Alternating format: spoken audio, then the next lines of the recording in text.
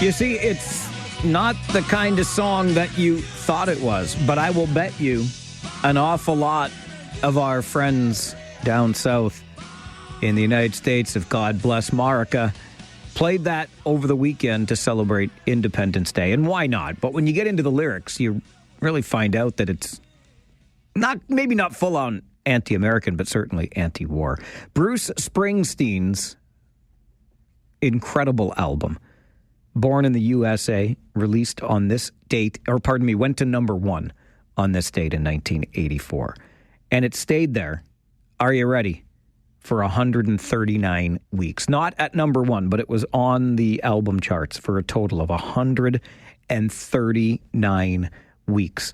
If you're interested, I mean, it's always fun to try to answer a trivia question. You get nothing except my undying admiration, but Born in the USA was also one of just 3 albums that produced 7 top 10 hits in the U.S. You think you can name either one of the other 2? 519-570-2545, star 570, 1-800-570-5715. Born in the USA went to number one on the album charts on this day in 1984. It also produced 7 top 10 singles. Only 2 other albums did that, produced 7 top 10 singles.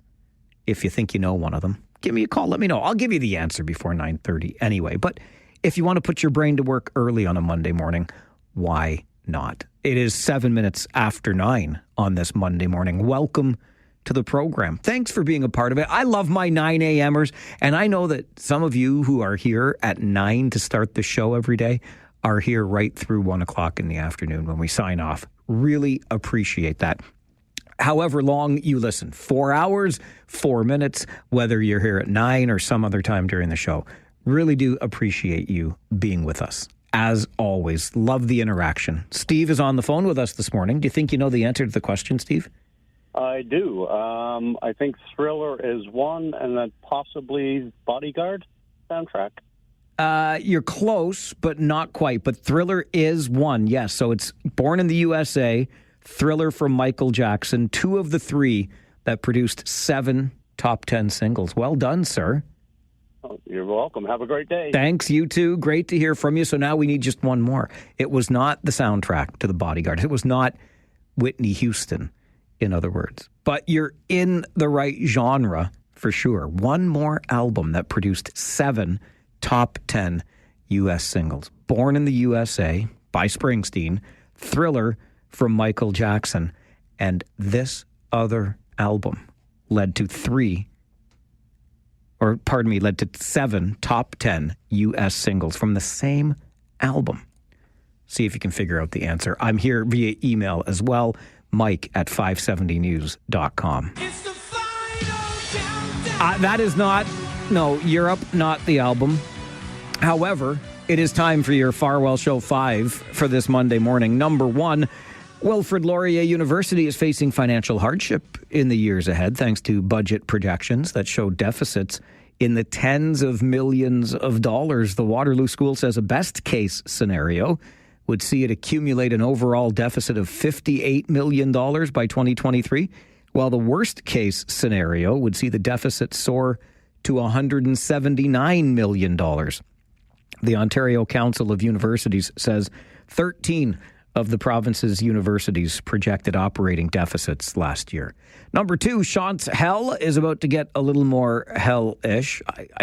I know it's Chance Hill, but on this show, we call it Chance Hell. A construction project will cause lane reductions on Chance Hell starting today. The city of Cambridge is warning of delays as the work to install new servicing at the construction site gets done this week.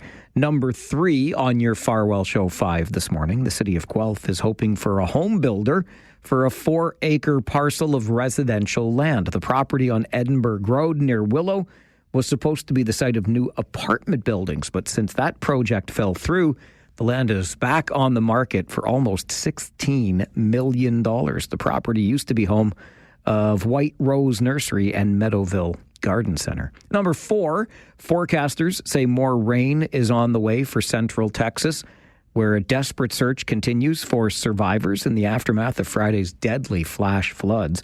Officials say at least 82 people have been confirmed dead. U.S. President Donald Trump signed a major disaster declaration on Sunday for the area hardest hit by the flooding, saying he will likely visit the area on Friday. And number 5 on your Farwell Show 5 this morning, a pair of Toronto Blue Jays will be at the All-Star Game in Atlanta this year. Alejandro Kirk got the news. He's been named to the American League roster for next week's game before Sunday's 3-2 win over the Los Angeles Angels. Vladimir Guerrero Jr. has also been named to the AL starting roster. The Blue Jays have won 8 games in a row and are currently in first place in the American League East. And that is your Farwell Show 5 for this Monday morning, the 7th of July. Your morning wake-up call is weather-related, and it's coming up on the Mike Farwell Show, 570 News Radio and Rogers TV.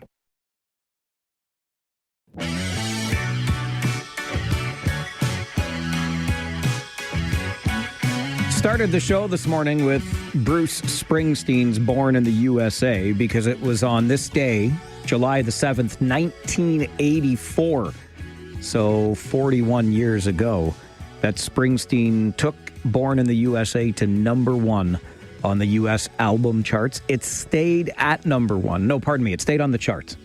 Get your stuff straight, Farwell. Goodness gracious me. It stayed on the charts for 139 weeks. That's almost 3 years total time on the album charts. But more to the point this morning, Springsteen's Born in the USA is one of only 3 albums ever to produce 7 top 10 singles. Steve called earlier, nailed one of them right away, one of the other 2, which was Michael Jackson's Thriller. Can we get, though, the other album that produced 7 top 10 singles? Gary is on the phone with us this morning. Maybe Gary knows the answer. Hi, Gary. Hey, Mike, how are you? Hope you had a great weekend. I did, thanks. How about you? It was fantastic. I was at the trailer and enjoying the pool and barbecuing, and it was just beautiful. I loved it. I love to hear it. Good for you. Yeah. Just trying to think of the band, like, from my era of being 58, and I'm thinking all the big bands back in the day, and the one that comes to mind, and it's absolutely one of my favorites, never get sick of listening to it, would be the Fleetwood Mac Rumors album. Oh, that's another excellent guess, but not the answer, my friend. They had a lot of hits on that album. But I can't think of who else. Not sure. Don't worry about it, Gary. I'll get you the answer before 9:30, I promise. Beautiful. Thanks, Mike. Have a great, wonderful day. You too, Gary. Great to hear from you today. I'm not going to lie. I get a wee bit jealous of that weekend at the trailer. Oh, my goodness, do I need me some water in my life and not the puddles that form on the street when we get a little bit of rain. I will add this to the list of hints. The other album, also an album from the 1980s. So Fleetwood Mac's Rumors goes back to the late 70s. Ron sends an email to Mike at 570news.com. Was it Lionel Richie and Hello? Not the answer either, Ron, but good guess. We got Springsteen's Born in the USA. We got Michael Jackson's Thriller. We do not have Rumors. We do not have Lionel Richie. We do not have the Bodyguard soundtrack, which Steve also guessed earlier. Terry is on the phone. Good morning, Terry. Hey, good morning, Mike. When someone guessed earlier the Bodyguard, yes, you said it's kind of in that same mix, right? That's I'm correct. Thinking it's a soundtrack, and the only one that comes to mind, which was a monster album, was Saturday Night Fever. Oh, another good guess. But we're into the 80s now, Terry. I think that was the late 70s as well. It was 78, but I thought when you said Bodyguard, good genre, like genre of music, not necessarily soundtrack. Whitney Houston. So I'm going on the Whitney Houston pop vein here, if you will. The only other one that comes to mind, it's probably wrong, was in that era would have been that would have been later. That would have been 90s. I was going to say Alanis Morissette, but that was 90s. Oh, it's a good one though too. I have no idea, Mike. Anyway, have a good day. Thanks, Terry. You too. Now there's another one of our 9 a.m.ers in Terry who is also often here for our Talkback Hour between noon and 1. Love to hear it. Love my 9 a.m.ers. Love the 4-hour listeners. Love the 4-minute listeners. 44 minutes, whatever you got. How about that? If we could get a minute per listener, we'd have like 45 minutes of listening every day. Something you may have heard on All News Mornings today with Christine Clark and Mark Douglas that I wanted to mention as our wake-up call this morning. And really, you do need this wake-up call if you are one of the people doing this. And I'm talking, yes, to you people. Like, how is it that we've had dozens of calls to police for pets inside locked vehicle or warm vehicles? Like, how does every ding-dang year we tell the same ding-dang story? And look, I love my dog. I'll put my love for my princess-like dog up against your love for your dog any day of the week. I don't really understand the take the dog with you wherever you go and then leave the dog. Like, why don't you leave the dog at home? Even if the home isn't air conditioned, the dog is going to be much better off there than in your vehicle. I cannot understand how, on an annual basis, we go through this issue of please don't leave your pet in a hot vehicle. Of course you shouldn't, you jackwagon. And you are going to jackwagon jail for doing that. Stop it. Just stop it. If I ever came across a pet in a vehicle on a summer's day, oh boy, I'm going to be awfully close to breaking that window and letting that puppy out. Let me tell you. Anyway. Let's go back to the phones. Walter is with us this morning as well. Maybe he knows that other album that produced 7 top 10 singles. Hey, Walter. How are you, Mike? Hey, I'm good, bud. How are you? I'm okay. Listen, I'm going to take a shot at it here. Yep. I'm going to say Madonna. You know what? Russell sent me an email. Same guess, not the answer, but a very, very good guess. Okay, buddy. All right, Walter. Thanks for the call. Good to hear from you today. I'm going to squeeze in one more. Dallas, good morning. How you doing, bud? Excellent. Thank you, my friend. How are you? Not too bad. Good man. I'm going to take a stab at it here. Tina Turner's Beyond the Thunderdome. Oh, that's another good one. That's a real... oh, man. Now, were the 80s not the best decade or what? Well, yeah, I kind of grew up in it. I think that's why we feel that way, Dallas. I appreciate the call. That's not the answer either, but you're dancing all around this thing. Dancing all around it. Fair enough. All right, Dallas. Good to hear from you today. You want to take one more stab at it? We can take another couple of calls before the 9:30 update. 3 albums produced 7 top 10 singles. One of them was Born in the USA, which is the song and album that we started the show with today. One of the others was Thriller by Michael Jackson. We're still searching for the third. Corey's guess via email to Mike at 570news.com. Celine Dion. That's not it. Scott says Heart's album in 1987. Also not the answer. Can we come up with the other album? It was from the 80s, late 1980s, that produced 7 top 10 hits. Born in the USA, Thriller, and this is the Mike Farwell Show. 570 News Radio and Rogers TV.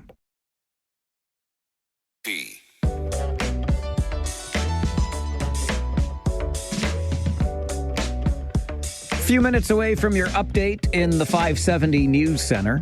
Let's go back to the phones, see if we can figure out that third album to produce 7 top 10 hits. First was Born in the USA, then Michael Jackson's Thriller, and now this one.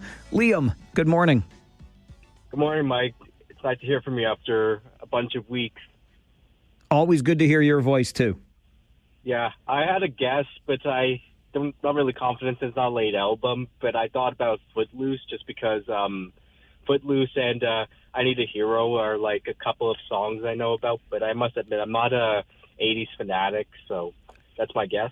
It's a great guess, Liam, and I appreciate it. Not the one we're looking for. It's, you know what, we might have to do on All Request Friday this week, we might have to do movie soundtracks. In fact, I think we will. I'm calling it now. It's pretty early to call it on Monday morning for our All Request Friday, but you're mentioning so many great soundtracks. I think we might need to do movie soundtrack requests on Friday. Not Footloose, not the answer. Sandra, good morning. Good morning. How are you? I'm great. How are you? I'm good. Good. First-time caller. Oh, Sandra, you know how much we love our first-time callers on this show, right? I listen to you all the time. I think you're great. Wait a minute. Can you say that last part again? You think I'm what? Great. Oh, my goodness. I hope my beloved's listening today. Honey, I'm coming home with a big head. Well, thank you for being a first-time caller, and thank you so much for listening. Yeah. My guess would be Whitney Houston. See, that's why the ballpark was the Bodyguard soundtrack, but no, not Whitney. So close, Sandra, so close. Thanks for guessing. No problem. Thanks for listening to. You bet. Have a great day. You too, dear. Okay, bye-bye. All right, I'm going to squeeze in. I got time for just one more because we'll get another guess in here. Sean, good morning. Okay, I was pretty sure when you posed the question that it was Thriller and Footloose, and then I could only count 6 on Footloose. But that was a great guess from Liam. It was a great guess from Liam. I'm pretty sure I've got it because I'm still devastated. I had concert tickets to this tour from this album when I was 16 years old, and this artist canceled the tour in Toronto 2 days before, and I never got to see them. Why? Because they canceled it. I never found out why. Oh, my gosh. Where was the internet when we needed it? I know. I think this is a relative of one of the other 2 answers. You are correct.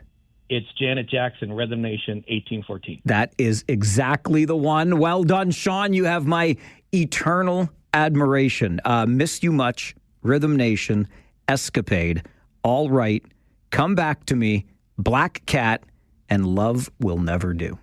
7 top 10 hits for Janet Jackson, Rhythm Nation, 1814, the album. So Janet and Michael and the Boss, 3 artists who produced albums with 7 top 10 hits. This is the Mike Farwell Show, 570 News Radio and Rogers TV.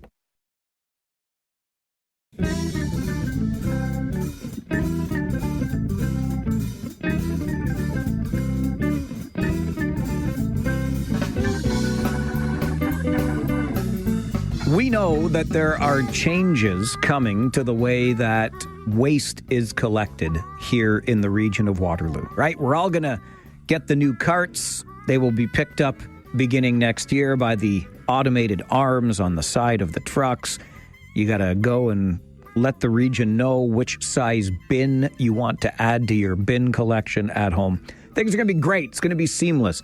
At the same time that we're doing this here in the region, the province is transitioning to a recycling process that aims at making producers pay for the recycling of their packaging. The idea being that they will, because of the increased cost, use less packaging, therefore giving us less to even divert. But as the province consults on these changes to how recycling is done, some resistance is being met. Karen Wersig is a senior program manager for plastics with Environmental Defense and joins us for a conversation. Karen, good morning. Good morning. Can you help us understand better what these changes in Ontario when it comes to recycling are meant to do? Like, I feel like the idea was to put the onus on producers. Is that the general idea here? Yeah, that's right. And I mean, producers being those people that sell us all the packaged goods that we buy, food and other packaged goods. So the ones that import those goods to sell in Ontario and the ones that produce them here.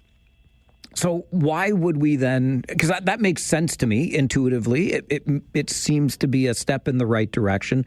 Why are we changing the targets to reach a certain amount of redirected waste or reduced packaging?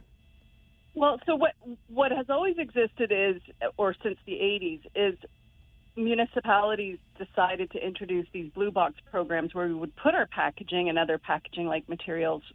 Most of the time in the 80s, it was paper, glass, and metal. We would put these into bins and they would be collected, and the municipalities would try to sell the bales of recyclable material to recoup some of the costs of collecting all these recyclables. And it was a way of also keeping down the amount of tons going to landfills and incinerators across the province, right? It was a big waste diversion program. Over the years, these producers, these people that sell us these packaged goods, have radically changed the types of packaging they use. And a lot of it is now plastic. It's different types of plastic, which is a chemical soup that is very difficult to recycle, most of it. And so what has happened is that the municipalities have seen huge cost increases to dealing with these materials. The costs were shared up until now with producers, like the municipalities did the programs, and then there was a whole formula to share costs of those with producers, and producers said, we can do this better, we want to do this ourselves. And so over the last 3 years, we've been transitioning, but the transition was sort of foreseen already in 2016 with a new law. So producers have known for about 10 years this was coming. And now this year they've finally said, oh, we can't do it. We can't meet these targets for recycling or reusing our material. So we're going to need to lighten our obligations. We'll still collect the stuff, but we're not promising to recycle as much as the province had indicated we should be. And this is especially true. Like the targets are being delayed for 5 years, which is a real shame because they're already meeting. It's already possible to recycle to meet the targets for things like metal and paper and even glass, but it's really not possible for plastics, and especially those flimsy plastics like bags and pouches and films. Those, the target was going to be 25% starting in January, and now that's being cut to 5% starting in 5 years. So really, and on top of that, they're going to be allowed to burn certain materials and call it recycling. And so what we're likely to see is no change in all that garbage packaging that we're seeing when we go to the store, and it'll still be collected, but unfortunately it will largely still end up in incinerators or landfills or even in cement kilns, unfortunately. Does it end up there, Karen, because municipalities simply don't have the capacity to deal with all of the different kinds of plastic waste? Well, most of the time now, they're sending it to their own municipalities are collecting it, and it's going to landfills. So now, or incinerators if the municipality has an incineration contract. And so, municipalities have not been able to deal with all this material, and now producers are finding, actually, we can't really deal with it either. And so, unfortunately, what that means is instead of being incentivized with high targets to change the types of packaging they're using, to even change systems over so that we're using reusables, for example, instead of throwaway packaging, they're just going to keep, it looks like they're going to be incentivized to just keep doing business as usual and finding the cheapest alternative to dispose of that waste. And so that likely means continuing to export it. Like there's a lot of business waste goes across the border to New York State or Michigan, or burn it now. I think we're going to see increased pressure to burn it in our own communities, which is a real problem that we're very concerned about that. So what is the answer here? Do we need to, I'm guessing at minimum the delay of these targets is problematic, but was it possible to meet? Is the idea here, or is the solution here to really put the pressure on producers? Well, that would be, I think we need to put pressure on producers. We need to have high expectations of them with this packaging. I think they've been saying, look, we're dealing with all this uncertainty with the tariffs. We need a bit of extra time. I think a bit of extra time would have been okay as long as the targets weren't gutted. And 5 years seems like a long time. Can the province be more helpful in meeting with producers, not to try to relieve them of their obligations, but to figure out what additional incentives need to be made to get this change of packaging we need to see? We all feel it, right? We know how much my garbage pail is now basically only packaging because everything else I can divert, right? And the province is also not being helpful, for example, on beverage containers. Even beverage producers have said we want to have a deposit return program because that is the best way to get our containers back in a format that allows us to ensure recycling or refill. And in fact, now, the province, a year ago, the province said, actually, we're not going to go for this deposit return. There's too much going on in the market. We don't know what we're doing. We're going to cancel this push towards a deposit return program. And so now all these beverage containers are also in this mixed stream with all this other, packaging waste. It's much more difficult to sort and get those materials to recycling in the first place. But second of all, we know that without a deposit program, a lot of beverage containers are just wasted, either littered or just thrown right into the garbage. So, there's things the province could do instead that it is not doing. It's just letting producers off the hook. And so what we will see is just more waste, unfortunately, unless the province goes back to the drawing board. Right. And the long-term implication here, then, is our landfills just overflow. That's right, with packaging waste. Right. Absolutely. Yeah, that continues. Karen, really appreciate your time on the show to share this perspective this morning. Thank you very much for being here. You're very welcome. Thanks for having me. Karen Wursig is a senior program manager for plastics with Environmental Defense. Not at all happy with the gutting of regulations that put more pressure on producers to reduce the amount of packaging. In theory, it makes abundant sense. And I've always wondered why in HE double hockey sticks we do not have around here some sort of beverage container deposit return program. It exists elsewhere, but for whatever reason, we seem reluctant or unwilling to do it here in Ontario.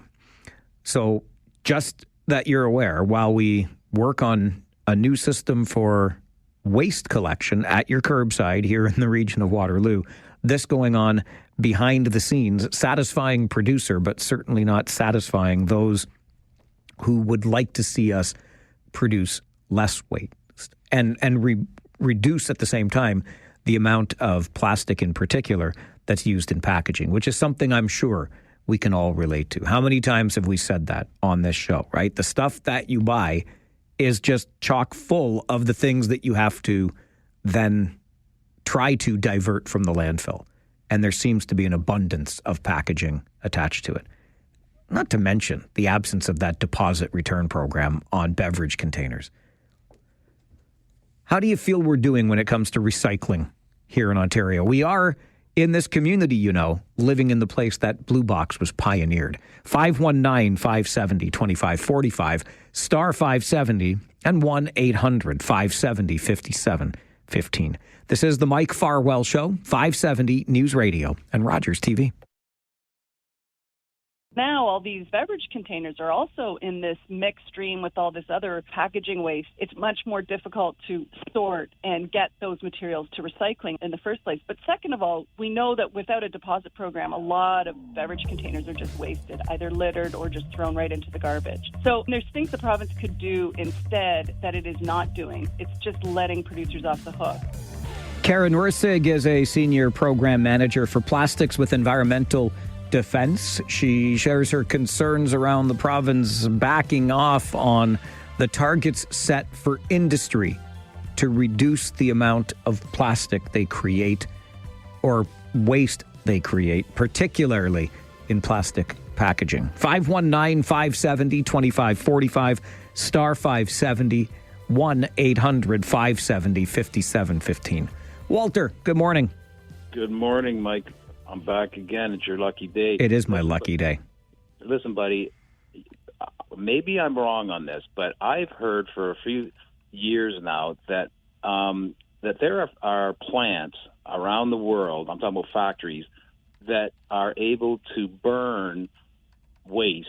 It doesn't matter what it is. It burns at such a high heat, any waste at all, and they burn it, and they use that heat, to boil water, which creates steam, which turns turbines to make electricity.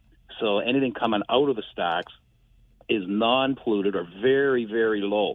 And I don't understand why we don't do that in this country. And that also goes for that big country of plastic that's out floating around in the Pacific, which is like huge. And everybody says, well, a lot of people, like the expense of cleaning it up. But why not have a spot where, you can actually burn this stuff? Am I off base on this? Because I've not only read about it, but I've heard it from other people too. And I'm just wondering why our country will not adopt this. Any ideas on this, Mike? Walter, it's a great question. I appreciate the call. I don't have any ideas per se. I've heard the same. We did hear our guest allude to what gets incinerated. I'm not sure the byproduct of incineration is as clean and or clear as you've been led to believe, but I don't have deep knowledge in that, and I will endeavor to learn more. Look, I would submit to you that since we pioneered the Blue Box in 1981, so we're 45 almost years ago now, I'm amazed that we haven't come up in all those decades with a better way of eliminating waste or reducing waste in all that time. We'll see what we can learn. Patty, good morning. Hi, good morning. So I have two examples. I worked at a company in Guelph, and we put all of our garbage into the same bin, and the people that emptied it, we saw what they did, and they mixed all the recycling and all the garbage. And Guelph has always been known as one of the greener cities, and it shocked me that this commercial waste was not being separated. Have another example. My husband and I have been living in a hotel because we've had some construction problems with our condo, and we've been there since May 6th up in St. Jacobs. And again, they're not recycling. Like, the hotel is not recycling our bottles or cans or garbage that come out of our room. Everything goes in the same bag. And I feel that residentially, like personally, recycling is being done, but I don't think commercially it's being followed up on or, pressured for these companies to do the same. So that's my input. Patty, thanks for that input. I have long felt the same ever since I had a similar experience to Patty's at a place I used to work, where I actually was the one in this new workplace to advocate for blue bins, other options for us to divert waste. And then I was working late one night and I saw the staff come in to do the cleaning of the office space, and exactly like Patty suggested with her example from the workplace in Guelph, everything just got dumped out of the blue bin and the green bin and all this into the one big bag, and presumably that bag ended up in the dumpster out back or wherever it went. But I've always wondered about that on the industrial side. And you want to talk about the residential side. I don't know about you, but I get called names at home. I'm sure they're meant with a loving undertone, but the lengths that I go to try to ensure that I'm doing all of the recycling things right, it's quite a bit of work. And I know that you do the same, but are we confident that the same is being done at the industrial or commercial level? I'm not so sure. We'll share those stories coming up on the Mike Farwell Show. This is 570 News Radio and Rogers TV. I'll be honest, I get called the recycling Nazi at home. We had a bunch of cardboard to break down the other week, and so it gets cut down to the acceptable size and tied with twine. When a tissue box is ready for disposal, the plastic film gets removed, the cardboard gets put into the paper bag. Listen, there's a lot. There's a lot. You put in that effort at home. I'm not sure it happens outside of the home when it comes to our recycling efforts. Let's go back to the phones. Andrew, good morning. Good morning, Mikey. Long time no talk. It's been a while, my friend. Hope you're well. Where we are from, we do the tax on recycling on the cans. Oh, I know. Yes, Alberta does that. So does Quebec. And so does BC. There you go. So you guys should do it, but you guys still have the milk in the bags, right? Yes, we do. You're going to have to change the jugs. But wait, can we get a deposit on those too? Yes. Okay. 25 cents. I'm here for anything over 25 or over 22 liters. There you go. So yeah, bring it in, and trust me, you'll have no cans in the garbage, or because people pick them up. Of course, because they're worth something. You know what, Andrew? I'm going to advocate for that, and then do the Kramer cross-border deposit scam and see if I can make money off of it. Ed, good morning. Hi, Mike. I think it was 1979. I saw a film from Greece. I was involved in conservation back then, and they have no garbage in Greece. It's picked up. Everything goes into one garbage bag. It goes into a compactor truck. It goes to a factory. It's dumped into this factory and just mixed. It goes through water currents, air currents, magnetics, everything. And it comes out the other end. The paper is in rolls ready to go to print shops. The different metals are separated. They come out in ingots. They're ready to go to whatever process that needs to be for industry. What they're left with is a big vat of brown sludge. Now they test that. If it's high enough in protein and whatnot, it goes to the for livestock food. If it's not high enough, it goes for fertilizer. What they're left with is a big vat of brown water, which goes into the next batch. Yeah, there's another example of how it's being done in another part of the world. We've got to get to the news center for an update, and then let's talk about Till Death Do Us Part, except in Ontario, apparently. This is the Mike Farwell Show, 570 News Radio and Rogers TV.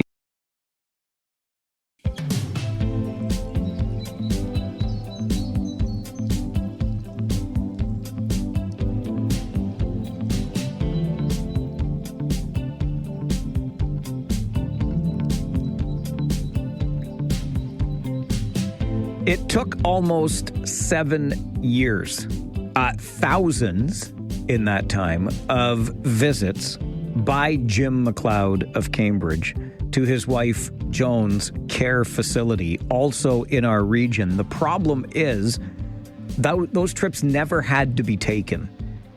There was availability for Jim's wife Joan to be relocated to the same facility where he was living, thus saving all those trips and keeping the spouses of more than 60 years together in their twilight years. But provincial legislation got in the way, and despite repeated attempts to change that legislation, it still has not been changed. It's almost the stuff of miracle that Jim and Joan are together again in their long-term care facility. Catherine Fife is our MPP representing Waterloo, joins the show this morning. Good morning, Catherine. Good morning, Mike. Thanks for having me on. Thanks so much for making time again, because we have talked about this before. I know you have tried multiple times to get the Till Death Do Us Part legislation passed through the provincial legislature at Queen's Park. It's been unsuccessful so far. But can you take us back to the beginning? I think you were pretty much with Jim McLeod on this from almost day one, weren't you? Yeah, actually, there's been several couples since 2019 when the legislation was first introduced, Mike. Unfortunately, some of those folks have passed away and were never reunited with their spouses, which is why I have to say when Jim called me last week to let me know about this new development, it was very emotional because I, like him, thought that it was never going to happen. So while they are together, Jim will also tell you that, of course, that there are a number of other couples at Fairview that have never been reunited, which is why legislation needs to happen in Ontario. How did you first become involved in this issue, Catherine? Well, like most private members' bills, so we as MPPs, we have an opportunity every year to introduce legislation. Till Death Do Us Part was inspired, of course, by Jim and Joan, and there was a number of other couples who had reached out to me from across the province. So good legislation is often informed by, the people that were elected to serve and like real life stories. And the fact that this story has gone on for so long, Mike, and not passed really is, obviously it's disappointing, but it's also irresponsible, and it's not the way that seniors should be treated in Ontario. Jim, now that Joan is actually on the same care campus, he's even said, though, he's going to continue to advocate, as will I. And so, sometimes you have these rare relationships that you develop as an MPP with your community, and I regard Jim McLeod as a friend for sure. Getting them, to Jim and Joan, to that same care campus took, as I mentioned at the outset, almost 7 years. Here we are now. But were they asking, Catherine, for any sort of special treatment within the system to achieve this? No, and I think that that's the key piece here is that, Joan's health at her past home reached such a state of crisis that she was almost being palliative. And so it was a doctor and a nurse who wrote, Home Care Ontario and became local advocates for their reunification because they recognized that, Joan was essentially failing because of a broken heart. And that's the way that our system is designed right now. And I think all of us understand that that's a cruel practice that needs to change. We need to enshrine in legislation the rights of senior couples to stay together as they age. And while we're happy for Joan and Jim for sure, they also missed out on almost 7 years together of their of a long-standing marriage and love.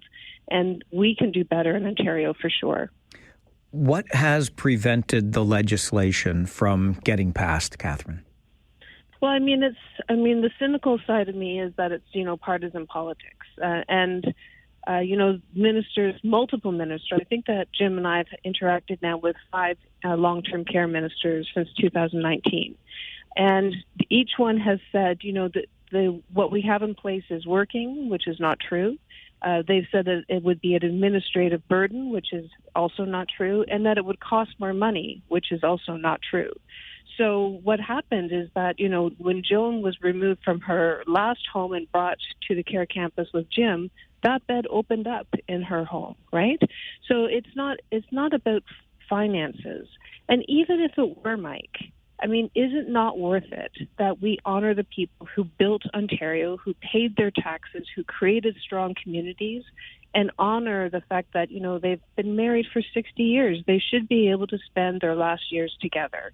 And if that costs even a little bit of money, then it's worth it. And they are owed that kind of respect from the government of Ontario. Could not possibly agree more with that. Wholeheartedly, Catherine. Is there, now that this one issue you've mentioned too, there were other couples, there still remain other couples.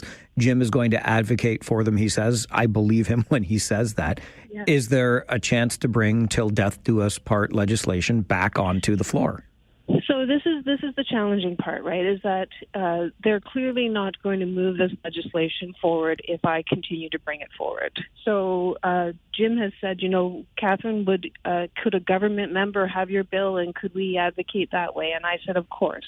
This has never been about, me or, any party. This has been about trying to right an injustice in our long-term care system. So if any of Doug Ford's MPPs want this bill and want to advocate for this, then we would, of course, support it because it's the right thing to do.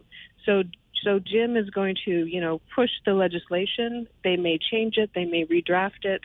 That's fine, as long as at the end of the day, we have a law that ensures that seniors can age together on care campuses, which means they need to be designed so that they can stay together as well. So the long-term care file in Ontario, quite honestly, is, it's a dog's breakfast. It's messy. There's good people in that system trying to do good things. But if you don't enshrine in legislation the fact that seniors should be able to stay together, then we'll never design the system to do that. So that is why the law still needs to move forward, and that's why we'll keep fighting for it. It's definitely worth fighting for, I think. I couldn't agree more, and I suspect that our listeners will feel similarly. Catherine, thanks for making time for the show again. I appreciate it. All the best, Mike. Thanks for your time. Take care. Bye-bye. Catherine Fife is the MPP for Waterloo. And as I said in the course of that conversation, I could not possibly agree more with the idea that those folks who built our province, who built our strong communities, deserve greater dignity in their later years. And even if it does cost some more, surely that is an investment that we can get behind. I'll remind you, though, in this particular case, with Jim and his near 7-year fight to have his wife Joan relocated to the same care campus where he lives, it's costing nothing. It's not taking up a new bed. It's not giving anybody special treatment. It's not costing additional dollars. It's simply allowing the couple in their later years to remain physically together on that same care campus. How can this be too much to ask for from our, and I'll use the air quotes, system? I've got some strong feelings about this system generally. And I'm ready to get on my soapbox, but always happy to hear from you on these issues as well. Till Death Do Us Part legislation, I would say high, if not highest, like one of the highest priorities we should have provincially. Yes? 519-570-2545. Star 570, 1-800-570-5715. I would simply ask you to put yourself in the slippers of the elderly spouses who cannot remain together on the same care campus. Think of your partner today and your partner 20, 30 years from now, depending on your age, and what it would be like to have to be forced to live apart when you know you could be together. And think about the overall impacts of that on your well-being. Your thoughts always welcome on the Mike Farwell Show, 570 News Radio and Rogers TV. It's not about finances. And even if it were, Mike, I mean, is it not worth it that we honor the people who built Ontario, who paid their taxes, who created strong communities, and honor the fact that, you know, they've been married for 60 years. They should be able to spend their last years together. And if that costs even a little bit of money, then it's worth it. And they are owed that kind of respect from the government of Ontario. Absolutely, they are. We are, because I hate to break it to you, but as Tom Petty famously said, getting old is the price we pay for not dying. And you know what? We are living longer lives today than at any other time in human history. So chances are you are going to end up in a position similar to that of Jim and Joan McLeod.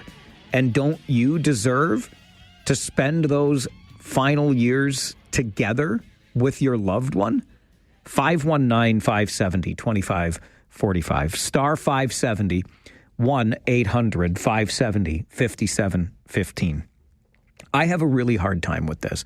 And if you'll allow the slight tangent here as I get on my soapbox, this to me is symptomatic of the larger problem within our quote-unquote system.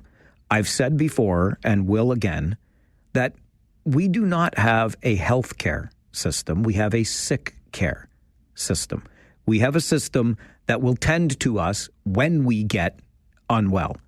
We've got medications up the yin-yang, don't we? We have emergency responses for when we become unwell. But where is the health aspect of our system? Where is the investment in getting us to take greater control or giving us the opportunity to take greater control of our own health? Be it through the subsidy or the subsidizing of better food choices, the ability to get exercise, to stop smoking if we get addicted to nicotine, all kinds of different things that we could and should be doing. And I don't see the corresponding investments in them. If I'm missing them, by all means, you can point this out to me. But if we know that being near, and you heard Catherine Fife reference it in the conversation we had, that your health begins to fail because your heart is broken. We know that staying together with your loved one has measurable benefits to our own physical health and emotional well-being. Why would we not make this possible? We were together with friends over the weekend and various stories came up about encounters with our healthcare system or the encounters that loved ones had with our healthcare system. And don't misunderstand me. This is not an indictment of the folks, the hardworking folks that work within the system. They are doing, from my experience, maybe yours has been different, but from my experience, they are doing incredible work in the conditions that they are working in. But we had in the last year, extended hospital stay, and I was blown away at the condition of the rooms where people are housed while getting better. Again, it's not a criticism of the folks doing the work, but how is the complete and utter absence of natural light helpful in the recovery process? Maybe that sounds trite, and I'm not trying to get all, Eastern medicine on you here, and holistic medicine on you here, but come on with your coming on. If all that we are able to provide is a regular dose of meds, I don't think we're doing this right. Where's the opportunity to access fresh air, natural light, etc.? And that's just one small example. Why is the opportunity to age in place with your loved one not baked into the quote-unquote system? Because it's not a health care system. It is a sick care system. Oh, you're unwell. Here's a bed for you. We have to start looking at this through a different lens. We have to take advantage of the opportunities to be outdoors, to move our bodies, to eat the right foods. And those things have to be embedded in our health care system if we're serious about the health part of it. And all these years of talking about this and studying this, I'm not sure we are. We'll take care of you when you get sick, but we're not doing enough, in my opinion, to practice what we know in prevention. We're just not doing enough of it. This is the Mike Farwell Show, 570 News Radio and Rogers TV. Speaking of our healthcare system, our sick care system, it's there for you when you get sick and or injured, but what are you doing prior to entry to the system that might, I know there's no magic pill you can swallow, but we understand there are things that can be done to prolong our inevitable entry into the system. We know that there are things we can do to prevent injury. For example, a story I came across this weekend from physicians here in Canada who are reporting a rise in e-scooter injuries now that summer is here. And many of these involve children who are too young to legally ride. Since the beginning of April alone, there have been 30 reported cases of e-scooter injuries. So that's over a 3-month period involving children under the age of 14. Under the age of 14. And what one doctor says really struck me, and I will quote, "We are seeing children at risk because rules are not being followed." The number one rule not being followed, aside from not being old enough to legally use the scooter, but is not wearing the helmet that is attached to the scooter when you board it. That's the number one problem, the helmets not being worn. So even doctors are saying these are preventable injuries if only rules were being followed. The doctors believe there is a need for greater supervision on the part of parents, stronger enforcement on the part of municipalities, and public awareness. Let this be our public service announcement for today. If you're going to jet around on those ding-dang things, at minimum, put on the ding-dang helmet. Otherwise, you're going into the sick care system. Oh, it's there to help you get better after you knock your head on the ground because you didn't put on the helmet. We can do better here, folks. We can do better. This is the Mike Farwell Show on 570 News Radio and Rogers TV.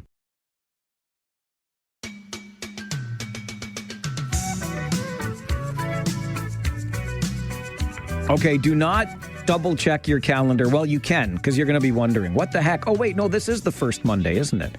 We are on the first Monday. I was thinking we got bumped because of Canada Day last week, but we didn't.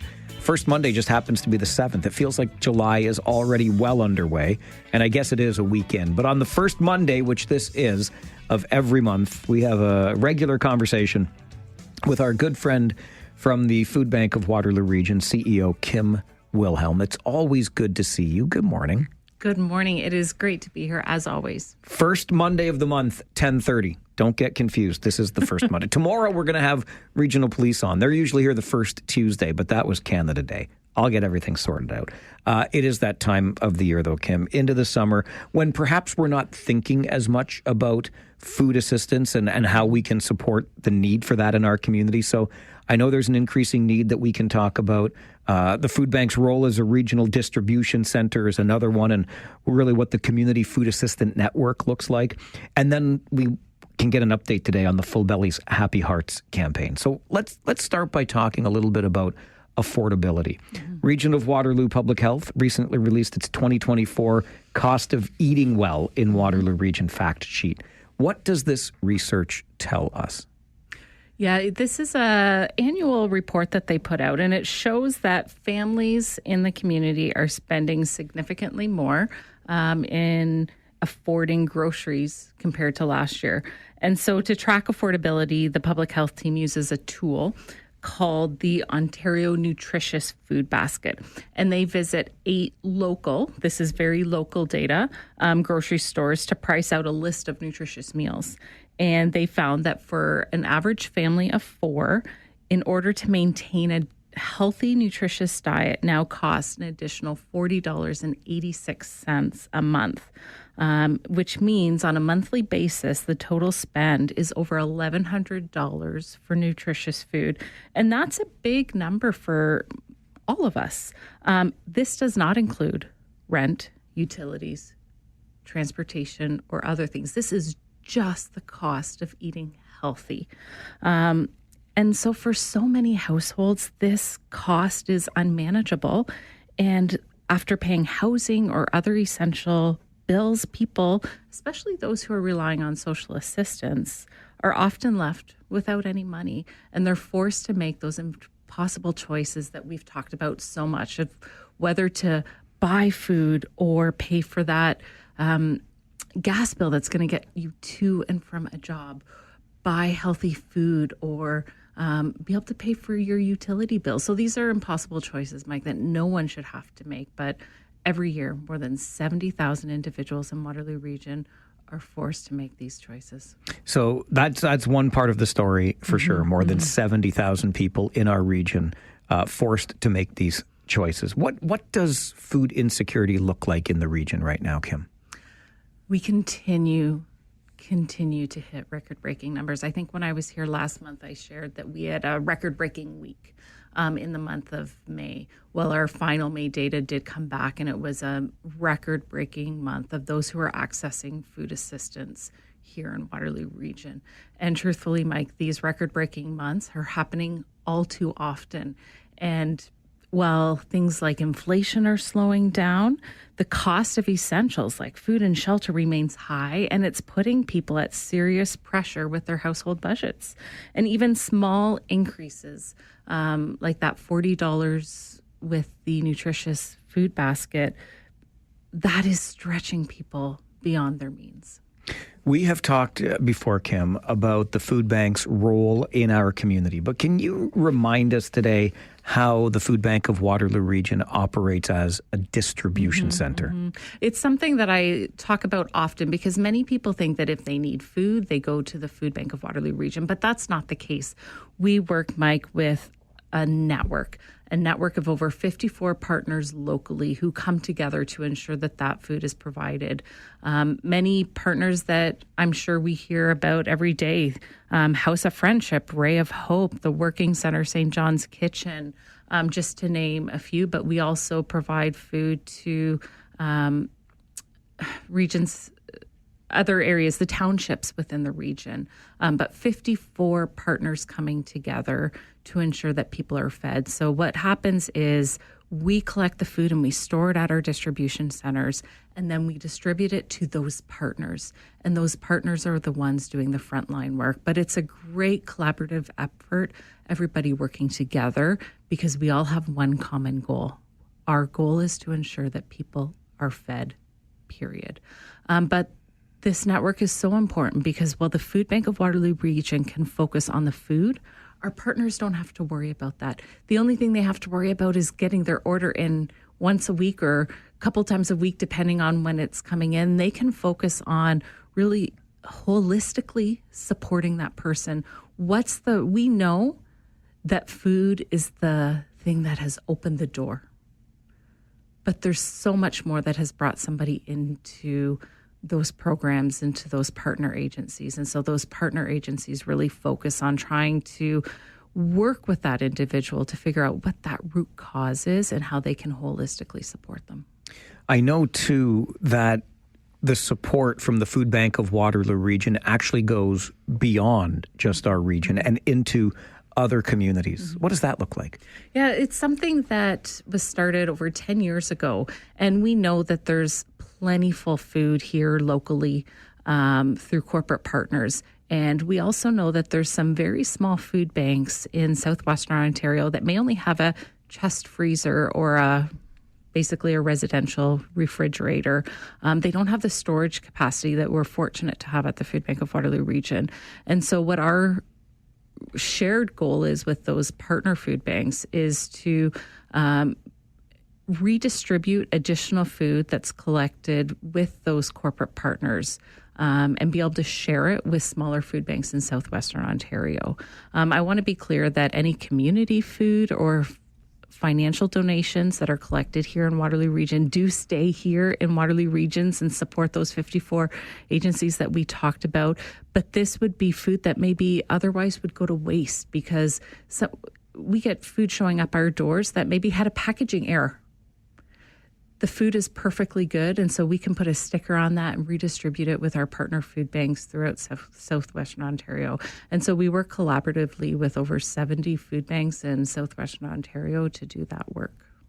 Kim Wilhelm is the CEO at the Food Bank of Waterloo Region. She joins us on the first Monday of every month at 10:30 so we can get an update on what food insecurity looks like in our community at this time, as well as updates on things like the Full Bellies Happy Hearts campaign, which is underway with a great matching donor for the summer. We'll get some details on that and more as we continue on the Mike Farwell Show this morning.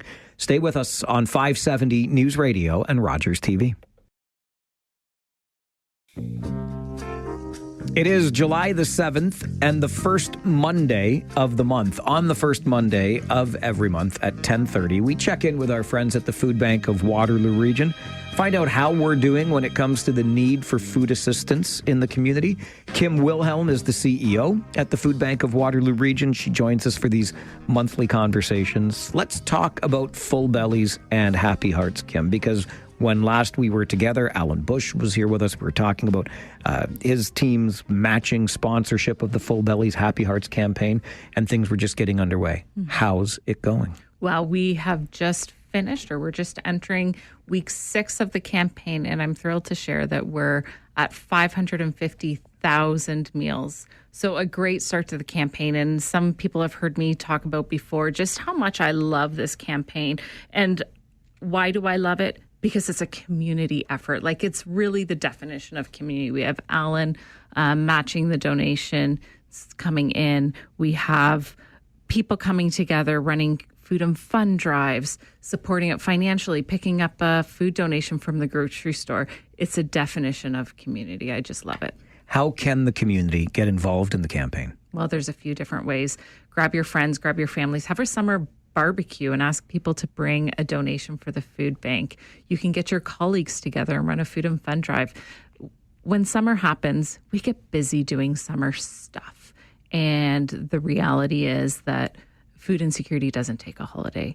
And so while people may not be visiting their local grocery store and getting into their regular routine about making a donation to the Food Bank of Waterloo Region, the need is still there. So if you're out and about and you have extra in your budget, we're doing things that really support children through this campaign, because over 35% of those who are accessing food assistance in our community are under the age of 18. So things like applesauce, fruit or pudding cups, juice boxes, and school's out, so peanut butter is also okay. So if you can do that when you're out grocery shopping, that's incredible. If you can make a financial donation, remember the Alan Bush investment team is matching donations for this campaign. You can make them online. You'll get an immediate tax receipt at thefoodbank.ca/fullbellies. You know, you mentioned how we get busy in the summertime, you know, relaxing, enjoying ourselves, planning vacations, school's out. It's just a completely different mindset, which has got to be why we do this campaign at this time of year, right? Because as you said, food insecurity does not take a holiday. I remember when I first started at the Food Bank of Waterloo Region back in 2016, and summer came and our warehouse, you could literally shoot a cannon in it. It was such a strange feeling walking in and seeing this empty warehouse. And that's really the reason why we started this campaign, because summer doesn't take a holiday and we need that food year round. Absolutely. Okay. Before I let you go today, anything else you want to let us know about from the food bank? Mike, I can't say thank you enough to our community. Our community is the reason why we're here. It's the reason why we're able to feed our community. And without it, we wouldn't be able to do our essential work. So thank you, thank you, thank you to everyone. You know, I've said this on a number of occasions, and from other folks in your field too, who are relying on community support, running drives like Full Bellies, Happy Hearts, etc. I'm not sure, Kim, that these sorts of things work as well in other places as they do here in the region of Waterloo. We're pretty lucky to live in a special place like this. Waterloo region is a different community, and by different, I mean good, like really good. You're right. We are very fortunate to have the community support that we do and live in such an amazing community. All right. Remind us that website one more time that we can go to make our donation to Full Bellies Happy Hearts. thefoodbank.ca/fullbellies. All right. thefoodbank.ca/fullbellies. I know it's a time of year where people are juggling schedules and doing different things, but to keep the need for food assistance high at the front of our minds is really important. And so to you and the entire team at the Food Bank, Kim, thanks for the work that you do. And thanks, as always, for joining us on the show. Thanks so much. Kim Wilhelm is the CEO of the Food Bank of Waterloo Region. She joins us on the first Monday of every month at 10:30 to bring us an update on how we're doing in the community. And don't forget, with all of those summer plans and all of the fun we're having, the need for food assistance does not take a holiday. So like Kim said, if you're getting together for a backyard barbecue, having a good time with friends, why not turn it into a little bit of a mini food drive in your neighborhood? Certainly a great idea to help the folks doing the great work at the Food Bank of Waterloo Region. This is the Mike Farwell Show, 570 News Radio and Rogers TV. I know, and you let me know, and I appreciate you for it.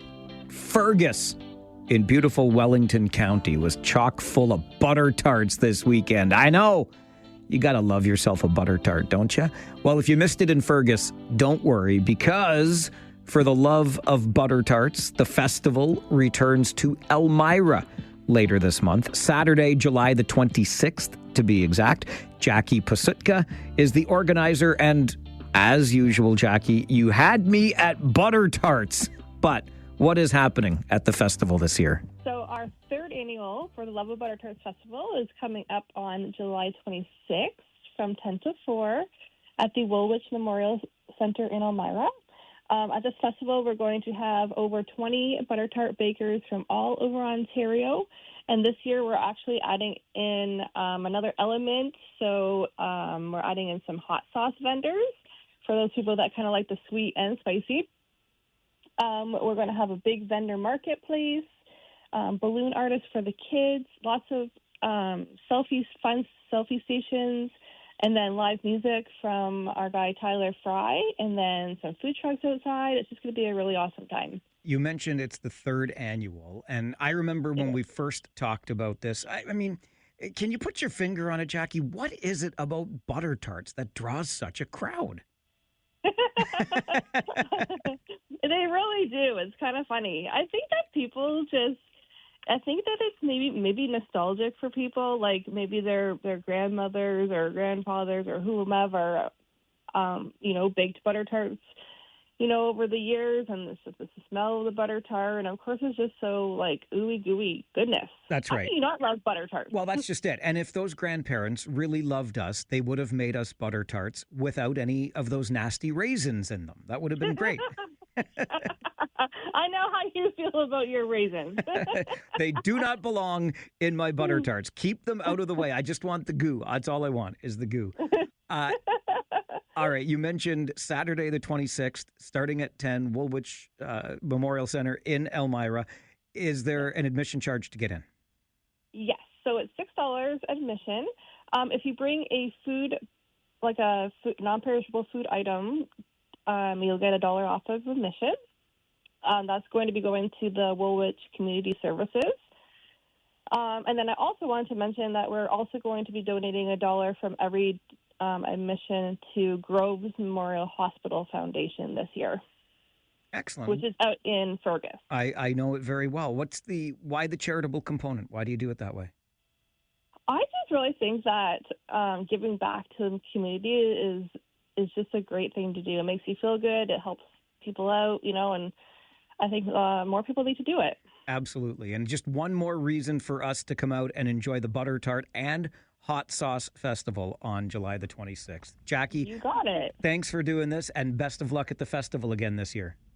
No problem. Thank you so much for having me. Jackie Pasutka is organizing again. It's the third annual For the Love of Butter Tarts Festival. It's coming to Elmira Saturday, the 26th. Starts at 10. You heard right there, $6 for a ticket. Lots of family-friendly fun. Donations are going to be made in the community in Woolwich Township and to Groves Memorial Hospital.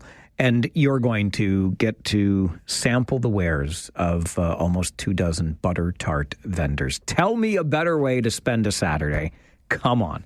You got to love it. So that's coming up on the 26th in Elmira. Still to come on our show today, just over 30 minutes from now. It is Monday. David Drewe will be here with Drewe's Views. And remembering a colleague today is David, somebody's name who is synonymous with local political work. And we lost her over the weekend. We'll remember Linda in David's segment this morning at 11:30. And coming up right after this update from the 570 News Center on Mondays at 11 this week in music history. Oh, and a big birthday this week. Huge birthday this week. The Mike Farwell Show continues. 570 News Radio and Rogers TV. How many roads must a man walk down before you call him a man? How many seas must the white dove sail before she sleeps in the sand? Yes, and how many times must the cannonballs fly before they're forever banned? The answer, my friend, is blowing in the wind. The answer is blowing in the wind. Oh, some classic Dylan to start this week in music history, something we do every Monday morning at 11 a.m. with the help of our good friend and musicologist Brian Allison. I'll remind you, on Facebook, you will find a page called This Week in Music History. Brian manages that page, and you'll get all kinds of tidbits about Bob Dylan and more from This Week in Music History. Brian, good morning. Hi, Mike. Why did we start with Blowin' in the Wind today? Well, first, because it's just an awesome song. Great right? point. Absolutely. Enough said, moving on. Yep, there we go. It's a reason enough to play it. Absolutely. We're celebrating the anniversary of the recording of Blowing in the Wind. So, pretty important song that charted in 1962, and it was recorded on July the 9th, 1962 at New York's Columbia Recording Studio during a session, and was included on the Freewheelin' Bob Dylan album, and just really defined an entire era of peace and, a movement towards musicians really engaging with politics and what was happening in the world and having a voice there. So it's just a major moment in popular music when Blowin' in the Wind hit the charts and was recorded. I loved that era, for what it's worth. The decade or so where it was really in vogue for artists to kind of make political statements like that. Loved it. It almost feels like it should come back, right? Like, I think of all of the things that are happening today in the world, and I'm waiting for that person, that Bob Dylan, or, somebody to step forward with an anthem that says, this is what we feel today. Because, again, listen to the lyrics to Blowin' in the Wind. It still rings true. You listen to it today, and it's like, yep, it's all right there. Absolutely. So we can celebrate the recording of that track on This Week in Music History, and we can also celebrate the debut single from Queen on This Week in Music History. Yeah, Queen, 1973, July the 6th, yesterday, was the anniversary that they released their very first single, which was called Keep Yourself Alive, from their self-titled debut. It didn't make much of an impact. In fact, it didn't even chart initially, but it did become a fairly popular song for Queen fans. It was a staple in their live set for many years, right up until the 80s, of course. And then in 2008, Rolling Stone magazine rated the song 31st on its list of 100 greatest guitar songs of all time. So that's pretty impressive for a track that never even charted, but it was an important song for Queen. Kind of put them on the map fan-wise, and they went on to do some, understatement, fairly remarkable things with their career. Understatement is a good word for that, for sure. Also on this week, in 1967, I got to be honest with you, Brian, a band I never really got. And maybe because I wasn't a huge Beatles guy, I'm still not a huge Beatles guy either. I totally get the Beatles. The Monkees, though, not quite so much for me. Well, they were a phenomenon. And it was something that was prefab. They were called the Prefab Four because they were fabricated. They, decided that they were going to do a television show, kind of based on the Beatles' Hard Day's Night. Let's find 4 cute American boys. Let's put them in a band. Let's have them have catchy songs. Let's let them be charming and witty, and we'll put them on this TV show, and we'll call them the Monkees. And it worked. The Monkees were a very, very popular act. And in This Week in Music History, in 1967, they began a world tour on the heels of the popularity of that television network. Now, the Monkees were still learning to play their respective instruments when they went on this tour, because only Peter Tork had really been a musician prior to the forming of the Monkees as TV stars. But they decided they were going to do this 29-date tour of the USA, and it was a huge success. So some trivia. Who is the opening act on that tour? You know what, Brian? I have no idea. And you gave me a hint in your notes about perhaps one of the greatest mismatches of bands in the history of touring. So I'll throw Jethro Tull on it. Oh, that would have been a good pick for sure, because that would have been a good mismatch. Mismatch, yeah. That's all I could come up with. So what happened was Mickey Dolenz and Peter Tork from the Monkees had attended the Monterey Pop Festival in California in June of '67, and they were particularly captivated by a fella who literally lit his guitar on fire during his performance. After the festival, they approached the management for the Jimi Hendrix Experience and asked would they be interested in opening some shows for the Monkees on their tour that started the following month, and they accepted. Hendrix said, sure, we'll be glad to do it. And they did. Hendrix did 6 dates opening for the Monkees and was dropped because the 12 and 13-year-old girls weren't really feeling Jimi Hendrix. You don't say. It actually happened. All right. On this week in 1980, the end of an era for sure.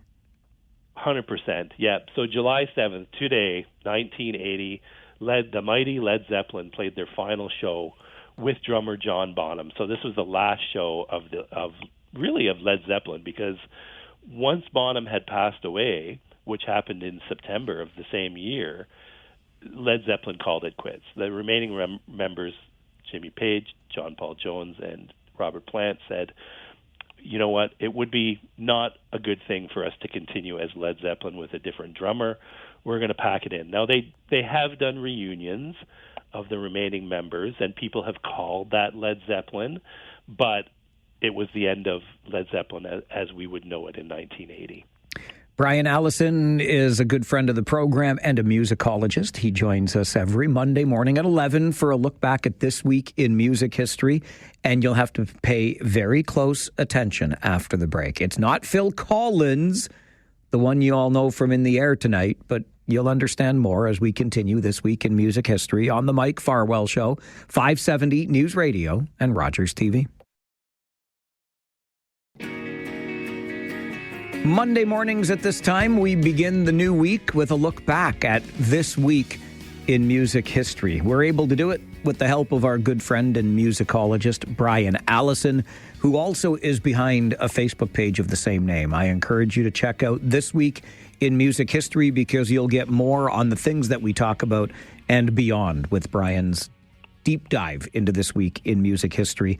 Let's talk about the former guitarist with the glam rock band Girl, Brian, not to be confused with the drummer and singer who brought us In the Air Tonight, Phil Collins. This was a Phil Collin. Yes, and I often wonder how many times those two were mixed up. I can just picture Phil Collin from Def Leppard calling to make a restaurant reservation by phone and hearing like, no, not that Phil Collin, the other Phil Collins. I would have used it to my advantage if I could. I'm sure he didn't need to, but yeah. Good point, sure. yeah. Both famous guys. So yeah, July 11th, 1982, Phil Collin, who was a guitar player with a glam rock band in England called Girl, replaced Def Leppard's original guitar player, Pete Willis, who was fired due to excessive alcohol consumption. So Collin would complete Def Leppard's classic lineup, see the band through their massive success beginning the following year with, of course, the massive release of Pyromania. And I thought it was a nice gesture that when Def Leppard were inducted into the Rock and Roll Hall of Fame in 2019, they included Pete Willis as an inductee as well. So I thought that was a nice thing for them to do because he was there through the formative years. He did make an album with them, and it didn't work out for him. He was let go, which subsequently he has said was probably a good thing for him. The rock and roll lifestyle wasn't serving him well, so it all turned out well for everybody, particularly Phil Collin, who is still with Def Leppard today. I can't help but think excessive alcohol consumption on the job in rock and roll is for many a badge of honor, isn't it? Well, I mean, it may be, but apparently it was affecting Pete's ability to perform live. There were miscues and missed notes during his performances because he was too drunk to perform. And, I know Def Leppard have often been painted as a hard-partying band. They lost another member. Steve Clark passed away due to drugs and alcohol at a young age years later. But for the most part, Joe Elliott and company are a professional unit who have really strived to be an important band. Their recordings are, very, very perfected pieces of music. And when they played live, they wanted to sound good. And Pete wasn't able to do that, so they decided it was time for him to go. Yeah, and you know what? It is a really good story when you make reference to him being inducted with the band in 2019 and saying in later years, Pete Willis, that it was probably the best thing for him because it just didn't mix with, the rock and roll lifestyle with his obvious inclination for alcohol. So it's a good story in the end for sure. It ended well for everybody. It did. We talked earlier about the interesting pairing of Jimi Hendrix opening for the Monkees on their 29-date tour. Less, I guess, of a mismatch was Olivia Newton-John with ELO. They went to the top of the charts on This Week in Music History. They went to the top of the charts with an amazing soundtrack that had two hit singles with Xanadu and Magic, both from the Xanadu soundtrack. Xanadu, on the other hand, went to the bottom of the dustbin as a commercial flop as a film. Did absolutely nothing at the box office. And is largely regarded today as probably the best movie soundtrack from an absolutely terrible movie. But there are a few other ones. I think of Queen's Flash Gordon. That was a good album, and the movie wasn't so great. There was a movie that was made with Sean Penn in 2001 called I Am Sam, which had an album of just Beatles covers, which was really, really good, but the film didn't do all that well. And some will say that Saturday Night Fever is the greatest movie soundtrack from a terrible movie. Now, I don't know. I think you can argue that because factually, Gene Siskel of Siskel and Ebert, his favorite movie of all time, this is a film critic, was Saturday Night Fever. He absolutely loved it. He even bought the white suit that John Travolta wears in the film and owned that up until his death. I'll be darned. Random but related. We decided earlier today, randomly on the show, Brian, that our All Request Friday this week is going to be movie soundtrack music. Decent. So should we play Xanadu? Do you want to put in something else as a request already? I think you should definitely play Xanadu. Okay. That's huge. I'm going to make sure that happens on Friday because you, sir, deserve to have a request on All Request Friday. If I had a second request, it would be Flash Gordon by Queen. Okay. It was such an iconic song in the 80s. We can work those in there. For sure we can. I love hearing about how much music history sells for. And holy Hannah, did they get a lot for a drum skin on This Week in 2008. Yep, July 10th, 2008. The drum skin that was used on the cover of the Beatles' Sgt. Pepper's Lonely Hearts Club Band album, the one that actually says Sgt. Pepper's Lonely Hearts Club Band, was auctioned by Christie's Memorabilia, and it went for $1 million for a drumstick or a drum skin. So the most that had ever been acquired for just a single drum skin in an auction. I mean, pretty impressive piece of memorabilia there. Even more important if you consider that piece of Beatles memorabilia holds some relevance in the whole Paul is dead conspiracy theory. Are you aware of this? Oh, yes. Oh, okay. I'm not aware. Sorry. I'm not aware of the relevance to the drum skin, though. Okay. So, I mean, as you know, the Paul is dead conspiracy theory began in 1966. Supposed that Paul McCartney had died in an automobile crash in 1966, and the Beatles had replaced him with a lookalike. And the theory further supposes that, sworn to secrecy by the record company, the three remaining Beatles were leaving hints to fans about Paul's passing in their music and in their album art. And some of these are quite spooky and even sort of compelling. So the Sgt. Pepper drum skin, if you take that drum skin and the words Lonely Heart that goes right across the middle of the drum skin, if you place a mirror on that at a right angle, the words One He Die appear, and there's an arrow pointing to Paul McCartney. Come on. It's absolutely unmistakable. I've done it before, and it's just like, whoa, that's pretty weird.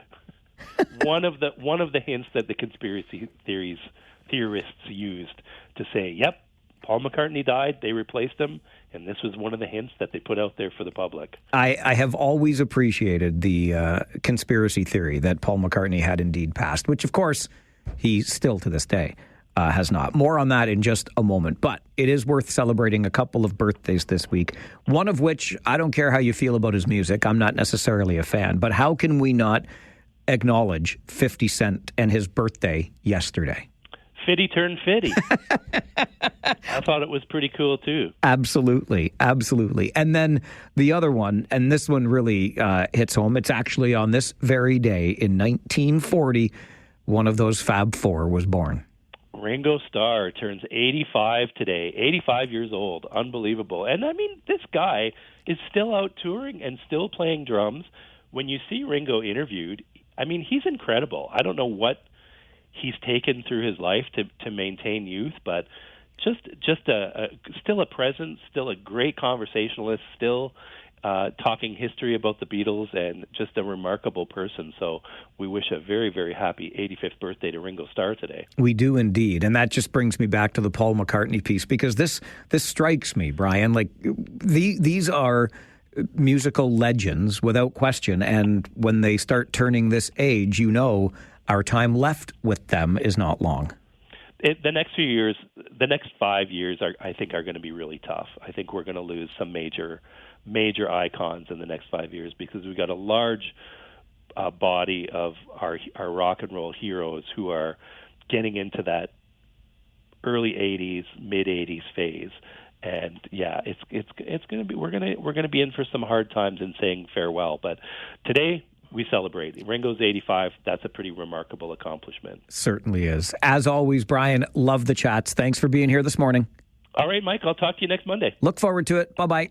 You too. Bye. Brian Allison is our friend and musicologist who helps us with This Week in Music History every Monday morning at 11. Don't forget the Facebook page of the same name, This Week in Music History, and you'll get all kinds of information about what happened on this week, either a few years ago or decades ago. This Week in Music History every Monday morning on the Mike Farwell Show, 570 News Radio and Rogers TV. You may have not known her name because she was one of those tireless workers behind the scenes. But if you did know her, you knew everything that she was responsible for and then some. Not to mention what she meant to her family and what her family meant to her. We will remember her with our weekly Monday morning segment, Drewe's Views, as David Drewe joins us next on the Mike Farwell Show, 570 News Radio and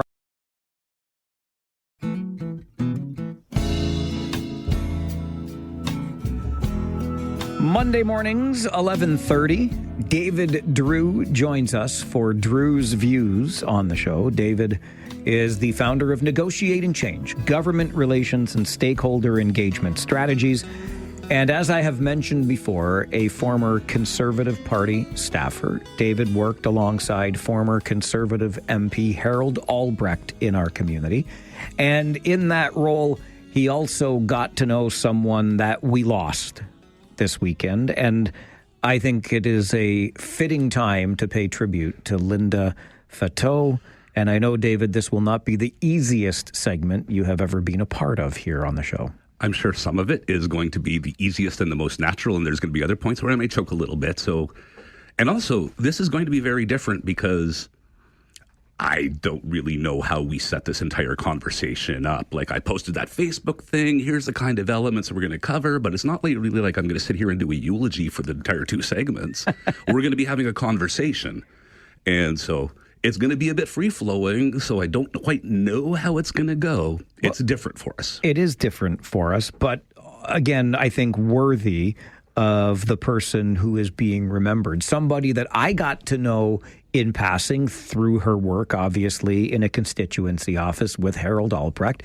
Linda and I didn't always see eye to eye on issues, but if it's... Linda and I didn't always see eye to eye. No, but that's the beauty of it. We did fight, we did disagree, but we were laughing about it like 10 minutes later, or even, after a good night's sleep. It was like, why were we both so upset? Blah, blah, blah, blah. We just move on, no worries, boom. What's that like in an office where you're working for the same person, working towards the same goal, but you feel differently about the steps you should take to get there? It was interesting in that, it's not like we were doing the same job. So it's not like we were agreeing on how to do X. It's just that her role was to manage the constituency office, make sure the trains run on time, and when the member of parliament is down, that can be the craziest job ever, but also all the casework. And when I say casework, that's refugee claims, tax issues, anything to deal with the federal government. Whether or not your member of parliament can help, you're going to go to your member of parliament as your last resort, or sometimes your first. And she would be the front line on that. So it was this, and budgets, making sure that we didn't go over budget. And then there's me, I want to spend the money.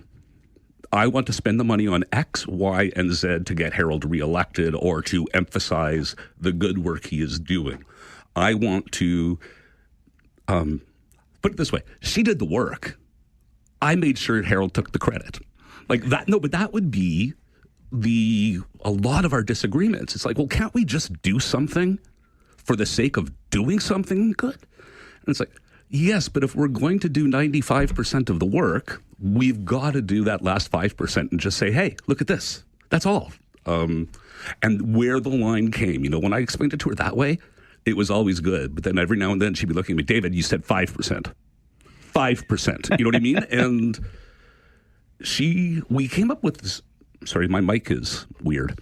We came up with this philosophy for the office. We sat down and we're trying to work through things as a team very early. And what we came through with was a mission statement. And we are the face, the hands, and the heart of Harold Albrecht in the writing. And she lived that. She adopted constituents. I could not believe it. We had one person who had a severe mental illness. He was convinced that Ronald Reagan and Mikhail Gorbachev had stolen, I believe it was his colored pencils. It may have been his Crayola markers. He would write us 6-page handwritten letters to where he would be explaining all these conspiracy theories to us. He would call us up every now and then, and he would speak very, very quickly for 90 seconds, 2 minutes, and then say, okay, thank you, and hang up. Absolutely harmless guy, but clearly not okay. To me, well, That was an amusing change to the day. I'm going to have a good story to tell when I get home. But for Linda, it was like, how do we look into this guy and make sure he is okay? How do we make sure he's been connected with all these services that have nothing to do with the federal government, but that this guy probably needs help with? And he doesn't seem to have any family. So if I don't do this, who is going to take care of this guy? Because Harold's heart would want this guy taken care of, and as his hands, it's her job. And that was one of those things that, we never bragged about publicly, because that would be weird. In another case, I can't remember the details of it, but it was this absolutely indigent, disabled individual. And Linda was able to help him with the casework, but she actually had to go to his house to get the signature, because she saw how much trouble it was for the guy to get on public transit the first time. So the second time she went to him. She saw how the guy was living and puts up the Facebook posts. And next thing you know, she's delivering a TV to his house that somebody said, I can spare this TV. She's like bringing these other things to this house. She got it cleaned up for him. Like she gave me his walker so that I could go visit a crazy engineer friend of mine and find out if it could be adjusted, because the process for him to get one that actually fit him would take so long. And turned out we couldn't, but you know what I mean? She didn't just do things for these people. She roped others into doing it. She got people to donate TVs and furniture. She got me to rope in an engineering friend who took out the measuring tape and was looking at the type of metal. And he's like, well, I can't do this because it'll this. It's this type of metal, so I can't do that. Yeah, I can try, but I'll probably break it. And if you say it's going to take this long to replace, is he better off with nothing? And it's like, nope. These are the lengths she would go to, above and beyond, for the constituents. And I wouldn't have done that. I mean, don't get me wrong. It's not that I'm cold-hearted or anything, but it just would not be in me to look at the apartment I'm visiting a constituent in. I might have gone to visit. In some cases, I did do the house call, but to look around and go, geez, how can I help solve this other problem that has nothing to do with me? And be comfortable inserting myself in that person's life and getting away with it somehow with a smile and great intentions. It was something really cool to work with. What's fascinating about this is, and not to take away any deserving credit from the face of the party, in this case, Harold Albrecht, or any of our current MPs, but this is really interesting insight into the actual work that goes on within a constituency office. Yes, it's very unique in the sense that you have no idea what it's different now, I'd imagine, because they actually have to have locked doors. So, and ever since COVID, things have changed. But it used to be, you'd have a family of 6 walking in, and they're about to be deported. And right after that, you're helping somebody clear up their taxes because they bought comic books through a charity scam and got taken in on one of those. And then after that, you're going to a parade. And then after that, you are representing the MP at a dinner and you have to give a speech. And, and then the next day you're wearing rubber boots, walking around a farm. It's a very unpredictable sort of work week you have there. Very much a Jill of all trades. Absolutely. And there were parts of it she absolutely hated. She hated the writing stuff. That was something else we disagree about, because I was the writer of the office. But come on, a certificate of appreciation. She's like, David, I need you to work your imagination on this. I was like, congrats. Here. Well, no, do something better. It's you know what I mean? Like, there were these things where it was like, no. But we got to this point where it was, she really respected the fact that I knew I suck at some things. And I have no desire to get involved to try and take credit. I'd rather somebody good do the job than I am involved. You know what I mean? I'm not going to clutter up the works. I don't need my fingers involved everywhere. And she didn't get that at first. And then after a while, it was like, I really respect that about you. You know your limitations. That's rare. And it's like, yeah, some people just say I have a bad ego, but yeah, that's just one of these things where it's like, you have all these different skill sets coming together and different personalities. And it can sometimes, it's not that you're disagreeing on the goals. It's like a rowing team. And if they're not quite in perfect rhythm with each other, you're going off course on the way to the goal, and it's very inefficient. David Drewe joins us every Monday morning at 11:30 for Drewe's Views. David is a former Conservative Party staffer where he had the privilege of working alongside Linda Fateau, who we remember on the show this morning. This is the Mike Farwell Show, 570 News Radio and Rogers TV. Rogers TV.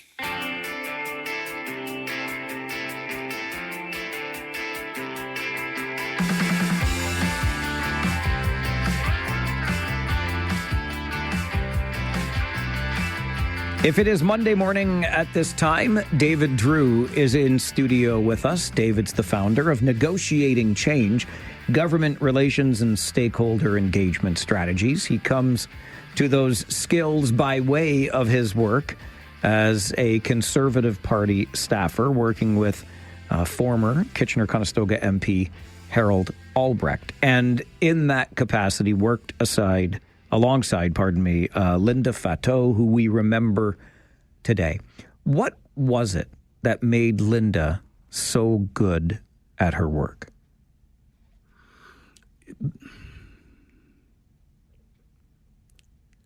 She always had Harold in mind. And if you know Harold Albrecht, you know he's an incredibly giving, nice person, and very generous in wanting to believe in the best of people. I don't know that she was like this before she started working for Harold or not, but she would literally say, well, what would Harold do here? What would Harold would believe this, would Harold want this person to? And she took that attitude through to everything in terms of how a volunteer event should go. How volunteers should be treated. It was always this whole Harold in mind, and she was committed to it. Like she lived the brand. So that really, also though, it takes an incredible skill of, and I've got to admit this because whenever I was asked to do refugee work, people got deported. Like immigration is very complex, detail-oriented, time-consuming work.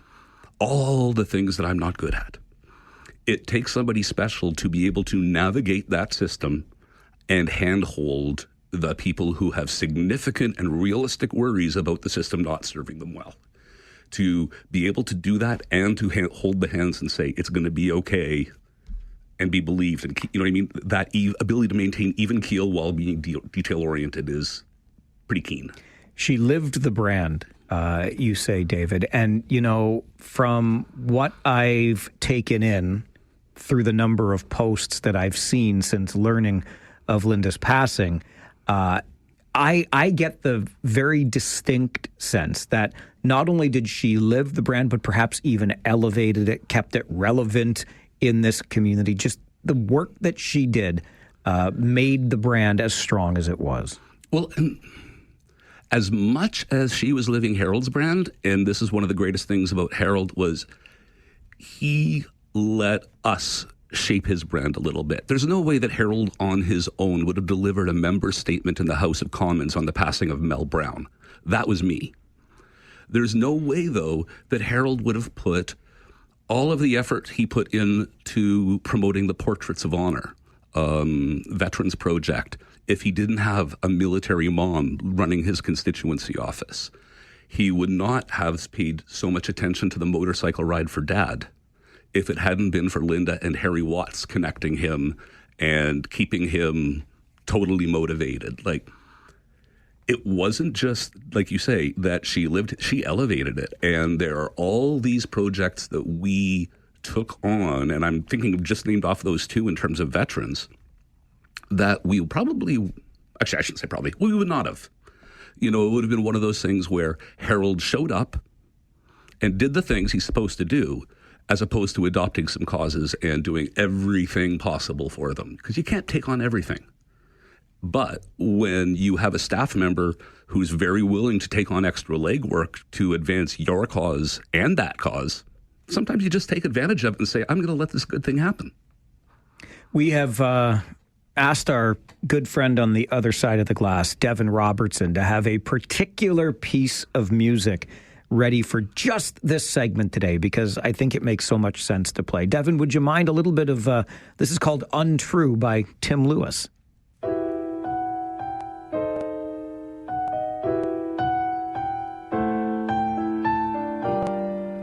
Now, Tim Lewis, one might recognize the name of, I mean, not only from hearing the piano, but the current MP for Kitchener-Conestoga. I saw Tim Lewis performing in a bar, and I really liked his playing. And I ended up buying 2 of his CDs. And I don't like either of them. I would happily go see the guy in a bar again, but there's just some bands when you're seeing them live, or some artists when you're seeing them live, it's like there's something spontaneous about it, but when you hear them in this, it just sounds not spontaneous at all. So I would sit at the back of the office and turn these CDs up full blast. There is one song on one of these albums, and it's Tim Lewis covering Johnny Cash, I Walk the Line. Linda was a big country music fan. This guy doing Johnny Cash was like heresy to her. So, boy, oh boy. Haha, Linda, I got the last word. All your friends were just listening to this, and Tim Lewis gets to sing for them. So I'm sure you're laughing and swearing at me right now. Oh, but he didn't sing track number 11, which I think was a distinct part of this, which would have been the I Walk the Line cover. Yes, but, well. We'll save it for All Request Friday, perhaps? You know what? Well, we were going to do movie soundtracks, but because it's a soundtrack to an important life, I'm sure we can get it in there. The next Friday, then. Perhaps the next Friday. In honor of Linda, who I know you will miss dearly. Are we out of time? We got about 60 seconds. Okay. So Linda had this thing where when she thought something was stupid or she just didn't get it, her head would tilt to the side, her jaw would drop, and then something would happen with her hands. Either if it was somebody else's stupidity that didn't affect her and she was just observing it, they would hit her desk. If it actually was impacting her, then her head would hit the desk with the hands. So I would get this reaction from her sometimes as we were explaining politics, and because she was not a political person. And I was thinking, birthright citizenship. I could get that look on her face right now by just explaining to her, yes, if you are born in Philadelphia right now, you are no longer a U.S. citizen by birthright.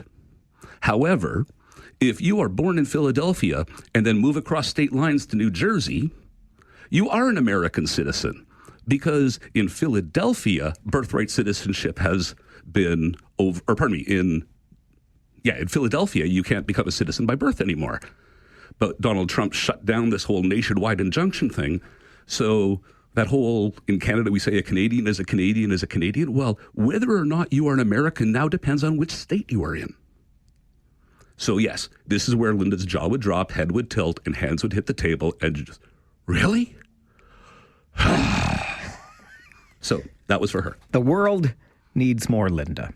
And we remember Linda Fateau on the show today with David Drewe, Drewe's Views. Thank you, my friend. Thank you. This is the Mike Farwell Show, 570 News Radio and Rogers TV.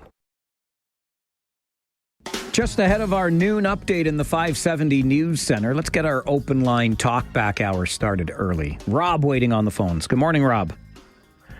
Well, hello, sir. How are you? Good. I just wanted to follow up.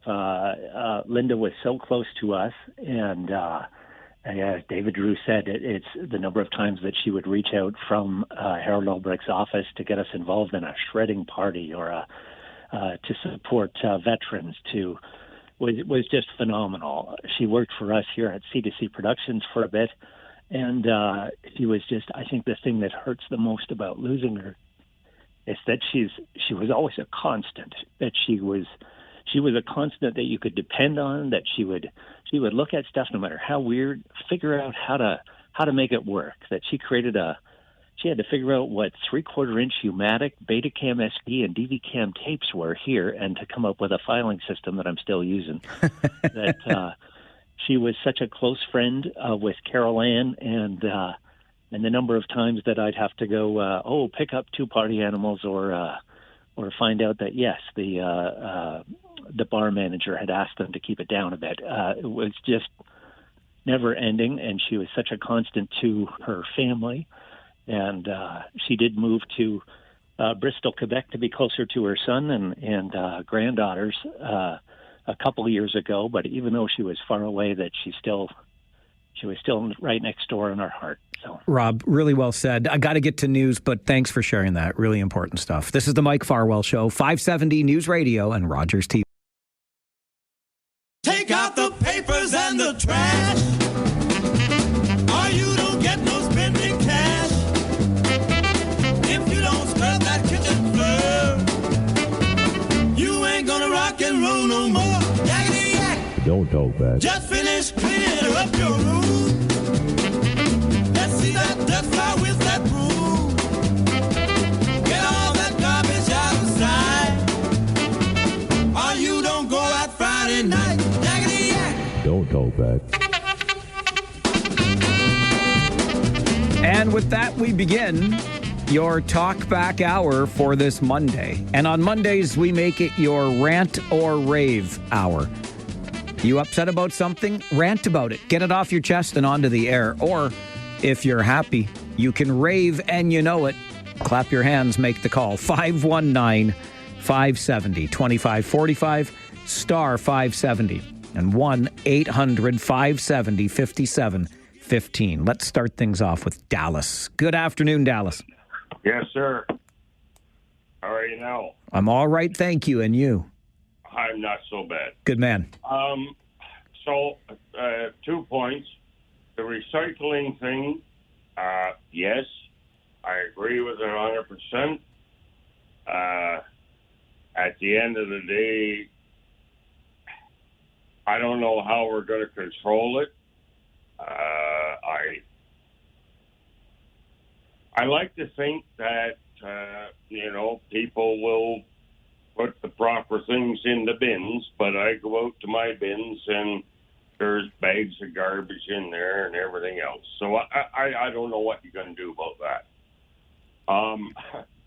As far as the politician that you were just talking about with David Drewe, yes, Linda Fateau worked in Harold Albrecht's office. So Harold was the politician and Linda was the backbone of the operation by all accounts.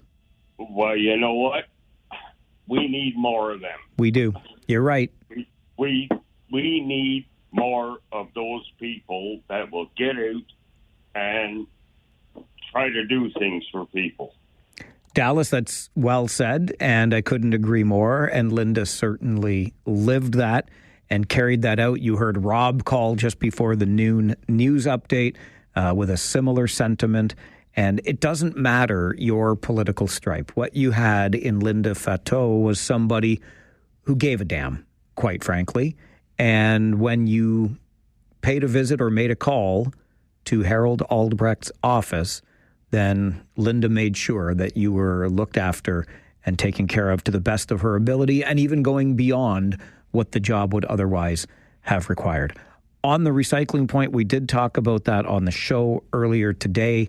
New rules in Ontario that are essentially giving producers of plastic waste primarily, but producers, the corporate side of things, an extended deadline to reduce the amount of plastic they use in packaging, etc. And there are concerns that we're going in the wrong direction when it comes to our recycling.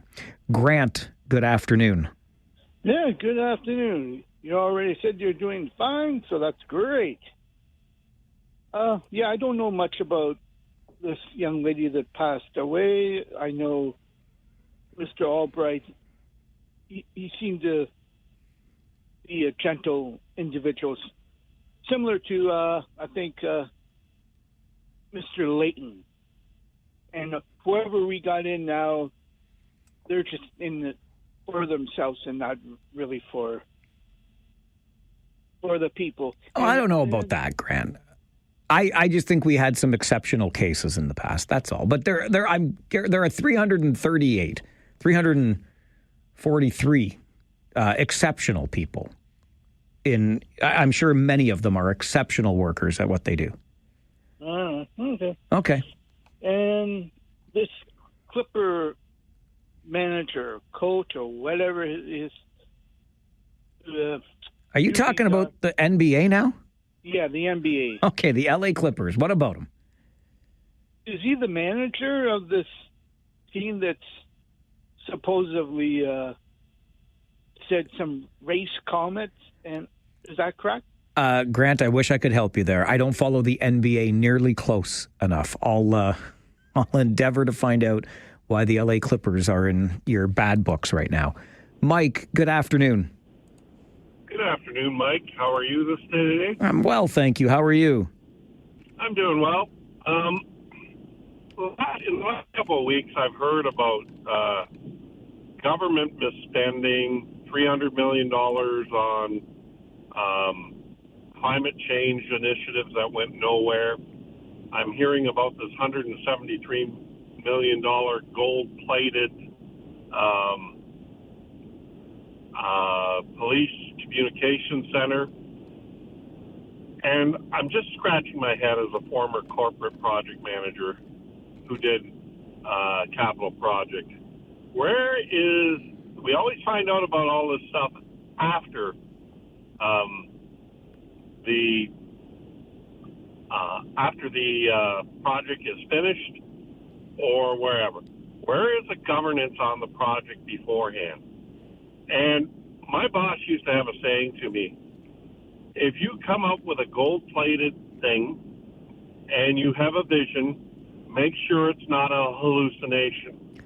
So I think we have enough experienced people in the regional Waterloo that could help all levels of government who have done major corporate projects to eliminate the gold plating and to make sure that there's proper governance structures going forward. Like spending $300 million like it's chump change, Mike, and $173 million like, oh, we need this thing? Well, did you consider leasing? Did you do this? Where's the oversight happening on these things? So, Mike, that's my rant for the day. All right, Mike. Appreciate the call. I don't know that I would necessarily describe the projects as gold-plated.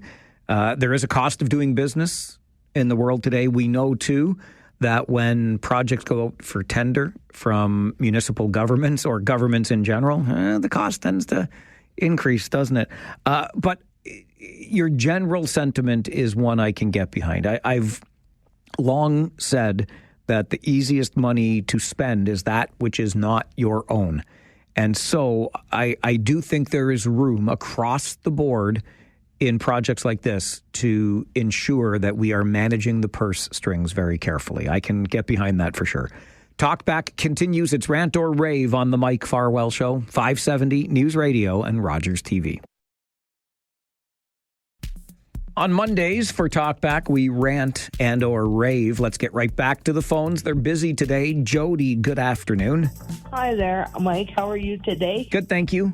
I just want to rave about how about Threshold and the Mental Health Association and all these places that give free meals and all the people that also too that help us low income people get by.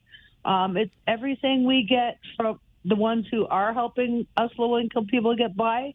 I just want you to know that I appreciate everything that I'm given, and it's a great help. Jody, thank you for sharing that. It's good to know that you are getting the support that you need. There is no question that it takes a village, as the saying goes, and there is a lot of tremendous work being done in this community by many people in order to give a hand up to those who are less fortunate. Are things perfect? No. But are there a lot of people doing a lot of good things? Hell to the yes with that one. Dave, rant or rave, good afternoon. Mike, this is a big, huge rave, and I know you're probably too busy to hear it, but it was a rebroadcast. I believe it was a rebroadcast of an original interview that took place some time ago, and this is on Rogers Sportsnet on Saturday. And the interview was with the manager, or the fellow who looks after the Negro Baseball Hall of Fame. And the subject matter was Geddy Lee and how he came about in contributing to that organization. And I know you're probably aware of the original broadcast and when it was, but Rogers Sportsnet rebroadcast it on Saturday. So thumbs up, Mike. All right, Dave. Appreciate that. I wish I had seen it, but I did not. I did finally, and I know you're rolling your eyes, but finish Geddy's autobiography, memoir this weekend. I don't get and or take nearly enough time to read for pleasure these days, but oh my goodness, did I enjoy every chapter of that book and have gained an even greater appreciation for the man, to say nothing of the musician that Geddy Lee is. Just incredible stuff. That's a great story too, Dave. Thanks for sharing it. I'm glad Rogers Sportsnet could come through for you. Mayor Jake, good afternoon. Mike, how are you now? I'm good, and you? Not so bad. I got a rant for you. Okay. Take my little guy and my wife to Flamborough Racetrack for the first time. A fun fact, my great uncle was the very first stock car champion at Flamborough Raceway in 1960. Come on. Yeah, he's an absolute legend. They used to have a wall of fame there, and he was on it, but they took it down now. Thing's been around. It's so outdated, eh? Like, the benches are not in the best of shape. But unfortunately, my wife's wallet gets stolen. Oh, no. At the event. So somebody finds it, and they return it back to us. All the cash is missing. She had like $80 of cash. Then the 50-50 draw happens. This guy wins it. And he goes, yeah, I spent $80 for tickets. So it was probably most likely him. And, I always find that, like, when people should find things, they should leave it how it is. Don't touch it. And if you're going to return it with everything in it. And when I'm in traffic, I'm waving everybody in, eh? Like, I say, yeah, come on in. Like, I wave everybody in, but nobody waves anymore. I don't know what's going on with society nowadays where people just can't just do the right thing for once. Mayor Jake, always good to hear from you. I'm sorry about that story. That is awful. And if those proceeds of the 50-50 were won with stolen money, well, that's really going to ruin our belief that such a thing as karma exists, right? I'm with you on the waving people in while in traffic. It's such an easy thing to do. One car length is not going to make a huge difference in your day. The more kindness that we can extend, the better. I read this just recently, and I've said it before on the show lots of times. Kindness costs you nothing. But the reason that you even should do something kind, be it hold the door, wave somebody in while in traffic, greet them as you pass by, because we all know that everybody is dealing with something, right? We've all got our own stuff, and some days it's easier to carry that stuff than the other. So what if that door you held, that person you waved in while in traffic, the person you randomly greeted while you were walking down the street, what if they were having a tough day carrying their stuff, and your itty-bitty, teeny-weeny gesture of kindness was the difference in their day? That's why it's worth it. Every chance you get to extend some kindness. Rant or Rave continues on the Mike Farwell Show. This is 570 News Radio and Rogers TV. On Mondays, we rant and or rave. Let's get right back to the phones. Terry, good afternoon. Hey, good afternoon, Mike. Just a quick observation here, just before I was going to say what I was going to say. Mike from Bruce County, is it? Yes. I believe. His voice reminds me of Jimmy Stewart, the actor. Oh, I'll have to. I don't know. Yeah, no, I guess I could. Yeah, I can see that. Sure. Just an interesting observation. All right. Anyway, Mike, Grant was talking about the LA Clippers. Is that correct? That he was. And there was an owner years ago, Don Sterling. They made him sell the team because he made some inappropriate racial remarks. But I think he's long deceased. I believe you're right about that. And so I couldn't figure out. I mean, I admit, though, I don't follow the NBA that closely. I don't know if there's anything current with them, but maybe Grant saw an old episode of something. Yeah, that's what I'm thinking. Because the owner now of that team is, I think he's a Microsoft guy, Steve Ballmer. So I'm thinking, my thought, because he never mentioned the name, but my first thought on it was the Don Sterling issue. But that happened like probably 15 years ago. So it's been a while anyway, but that's just something that I caught on.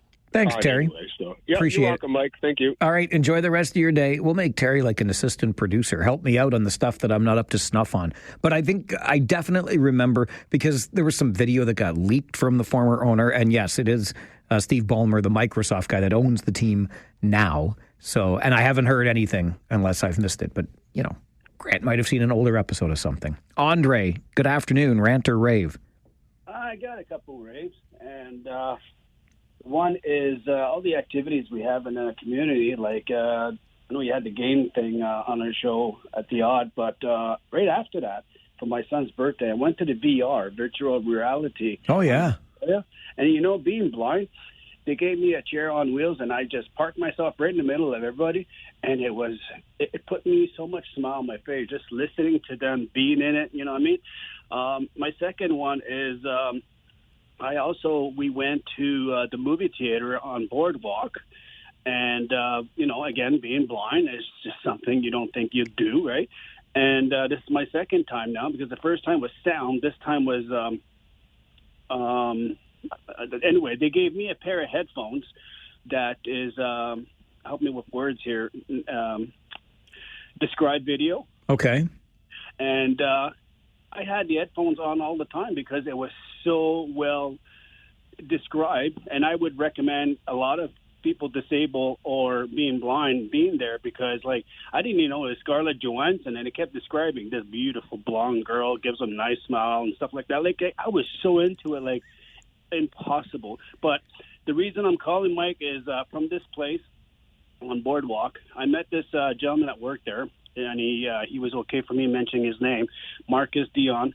He is a fantastic worker, full-time worker. He loves what he's doing. And you know what, Marcus, thank you again for making our day very pleasant, accommodation and everything. So, yeah, that's my rave of the community and the activities that we have, and there's so much more. All right, Andre, thanks for that. I'm glad you had some great experiences. Rant or Rave continues on the Mike Farwell Show, 570 News Radio and Rogers TV.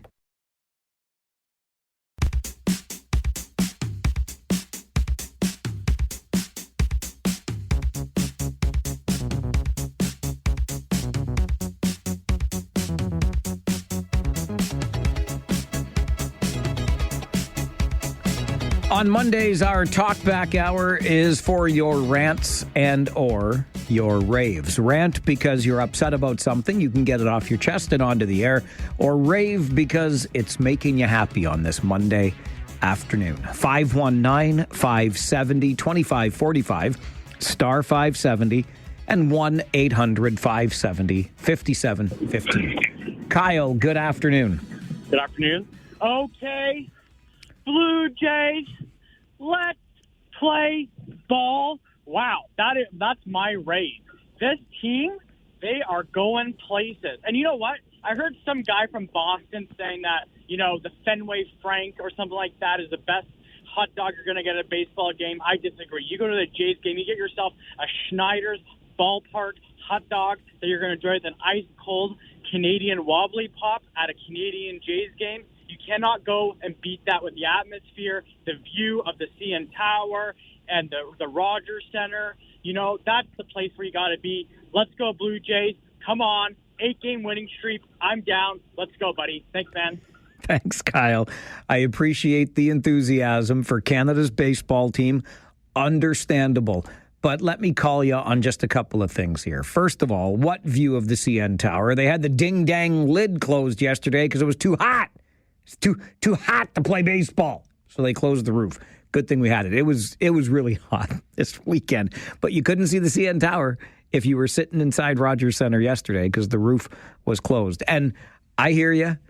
You want to talk about your Fenway Franks or whatever other foods you can get at the other ballparks, but let me tell you something right now, okay?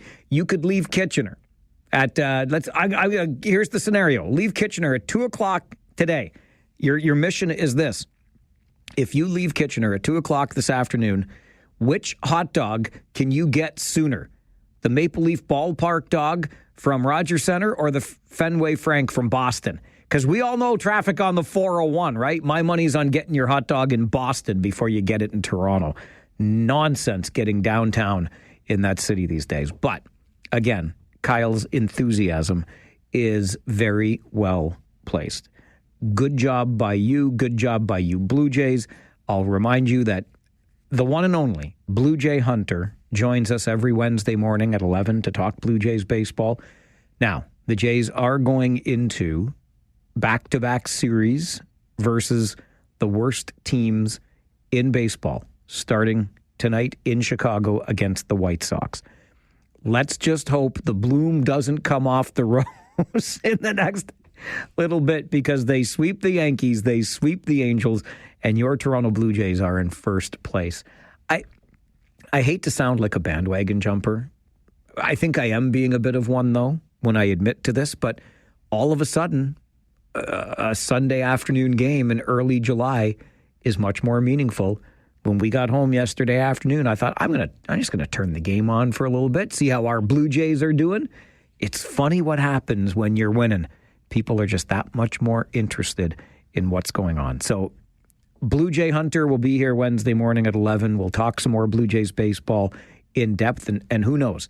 Because Blue Jay Hunter joins us every Wednesday morning at 11, we might go a full week in between visits without a single loss for the Blue Jays, who are as hot can be.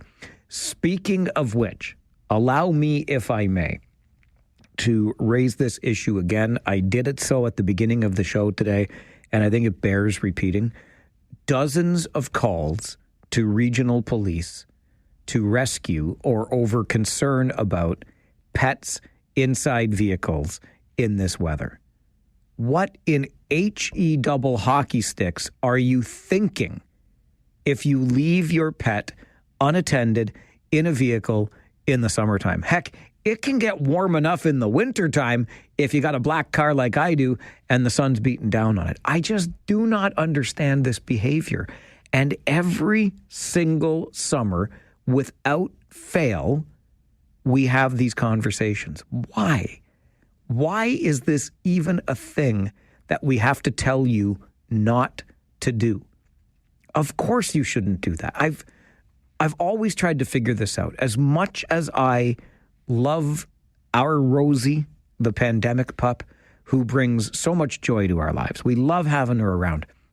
But I actually can leave the house without her at my side. As much as I like spending time with her, I will go out without her. I don't know what the need is to have the animal with you at every moment. And then in particular, the moments that you're going to park your vehicle, get out of it, and go inside this store, that store, or the other store, and you leave the pet behind in the vehicle. I will never understand it. I've tried. I can't come up with anything in my head that makes it normal or appropriate in any way. So please let this be your public service announcement.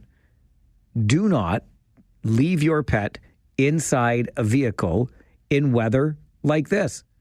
Or how about just don't leave your pet inside a vehicle unattended, period. I think that would be an excellent idea.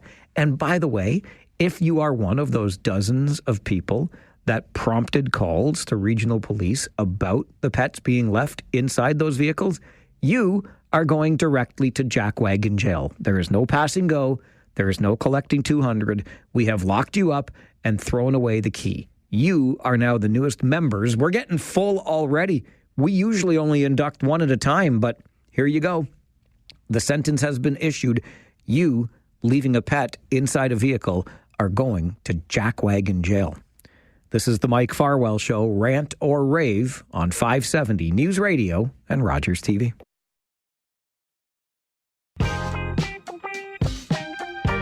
On Mondays for Talkback, we rant or rave in keeping with tradition here on the program. So share your rants, something you're upset about, or your raves, something that's got a smile on your face this Monday afternoon.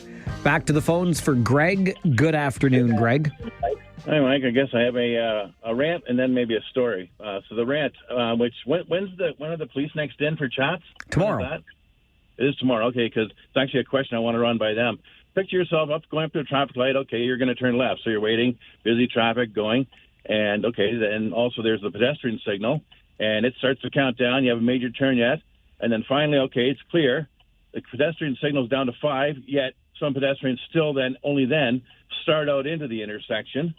And I heard that once that hand starts flashing the red and the countdown starts, it's technically illegal on the pedestrian to start their crossing at that point.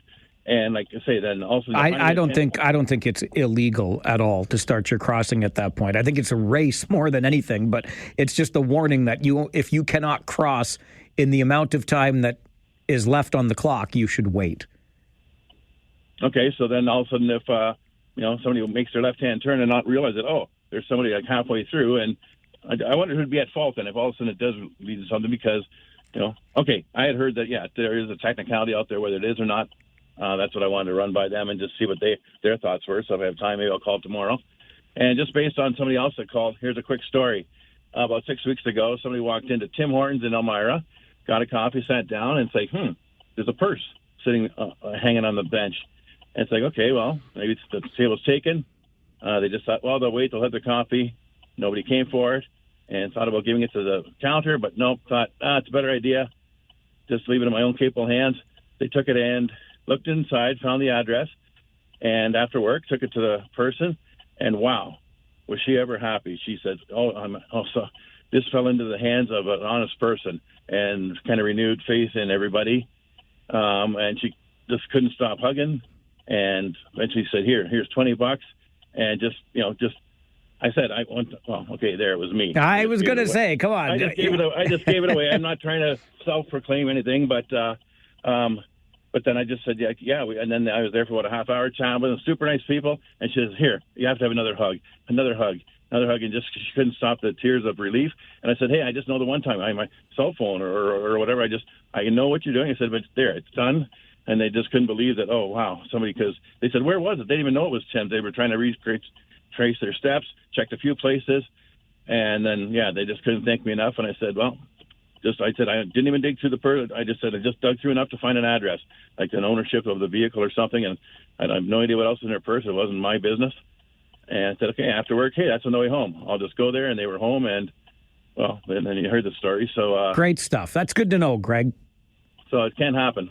Well done, sir. Thanks for that. All right, take care. All right, you too. Enjoy the rest of your day. From earlier when poor Mayor Jake's wife's wallet was stolen and the money removed from it. They got the wallet back later, but bereft of the cash that it once contained. To Greg's story about returning that, which did not belong to him. See, I keep saying, I know the ratio now is 50-50, but really 80, maybe 85% of people, they're going to do the right thing when they find that purse or that wallet. I know they are. When Greg mentioned our next chance to chat with the police, which will be tomorrow, we usually do it on the first Tuesday of every month, but because of the holiday last Tuesday, we're doing it tomorrow. So 11 until noon, you can have your policing questions answered by Regional Police Chief Mark Kroll and Staff Sergeant Scott Griffiths. I'm not expecting them to answer this question, but it's a police story that was shared with me earlier today, or at least a court story. And I find this one curious, to say the very least. It was sent to me earlier from the Toronto Star on the weekend, where a 20-year-old man has been acquitted by a jury in Toronto of second-degree murder because he said that he fired 4 shots from his gun in self-defense, believing the young man that he killed was going to attack him with a knife. So this is interesting. Both of the accused here was a minor at the time, so tried under the Youth Criminal Justice Act. But we recently had the conversation on this show about the so-called castle law, right? Where if somebody is threatening you, your property, the people that you love on that property, how much self-defense is acceptable or reasonable as the laws state here in Canada. This happened in a school parking lot, though. The victim, who was shot dead, was not a student at the school, but the young man, again, under the age of 18 at the time of the shooting, said that the neighborhood where he lived in Scarborough was unsafe, like Iraq, quote, where he grew up as a child.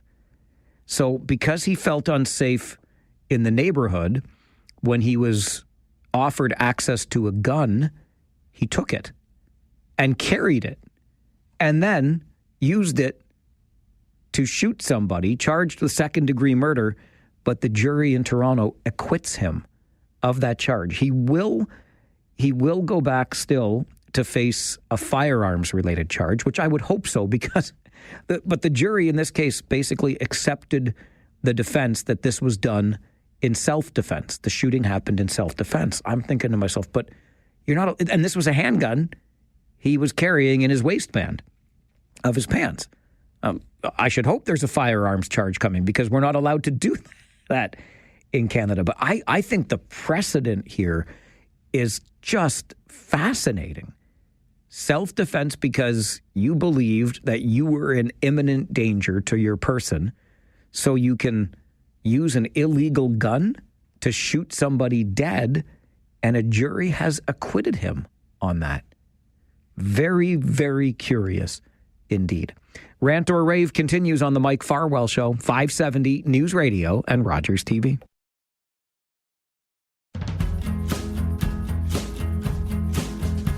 Just a few minutes away from 1 and your update in the 570 News Center. Rob Snow standing by with Now You Know, which will take you through until 3 this afternoon. And then it's all news afternoons with Aaron Anderson and Colin Robertson, who's filling in this week for Paul McPhee. Let's get back to the phones on our Rant or Rave hour.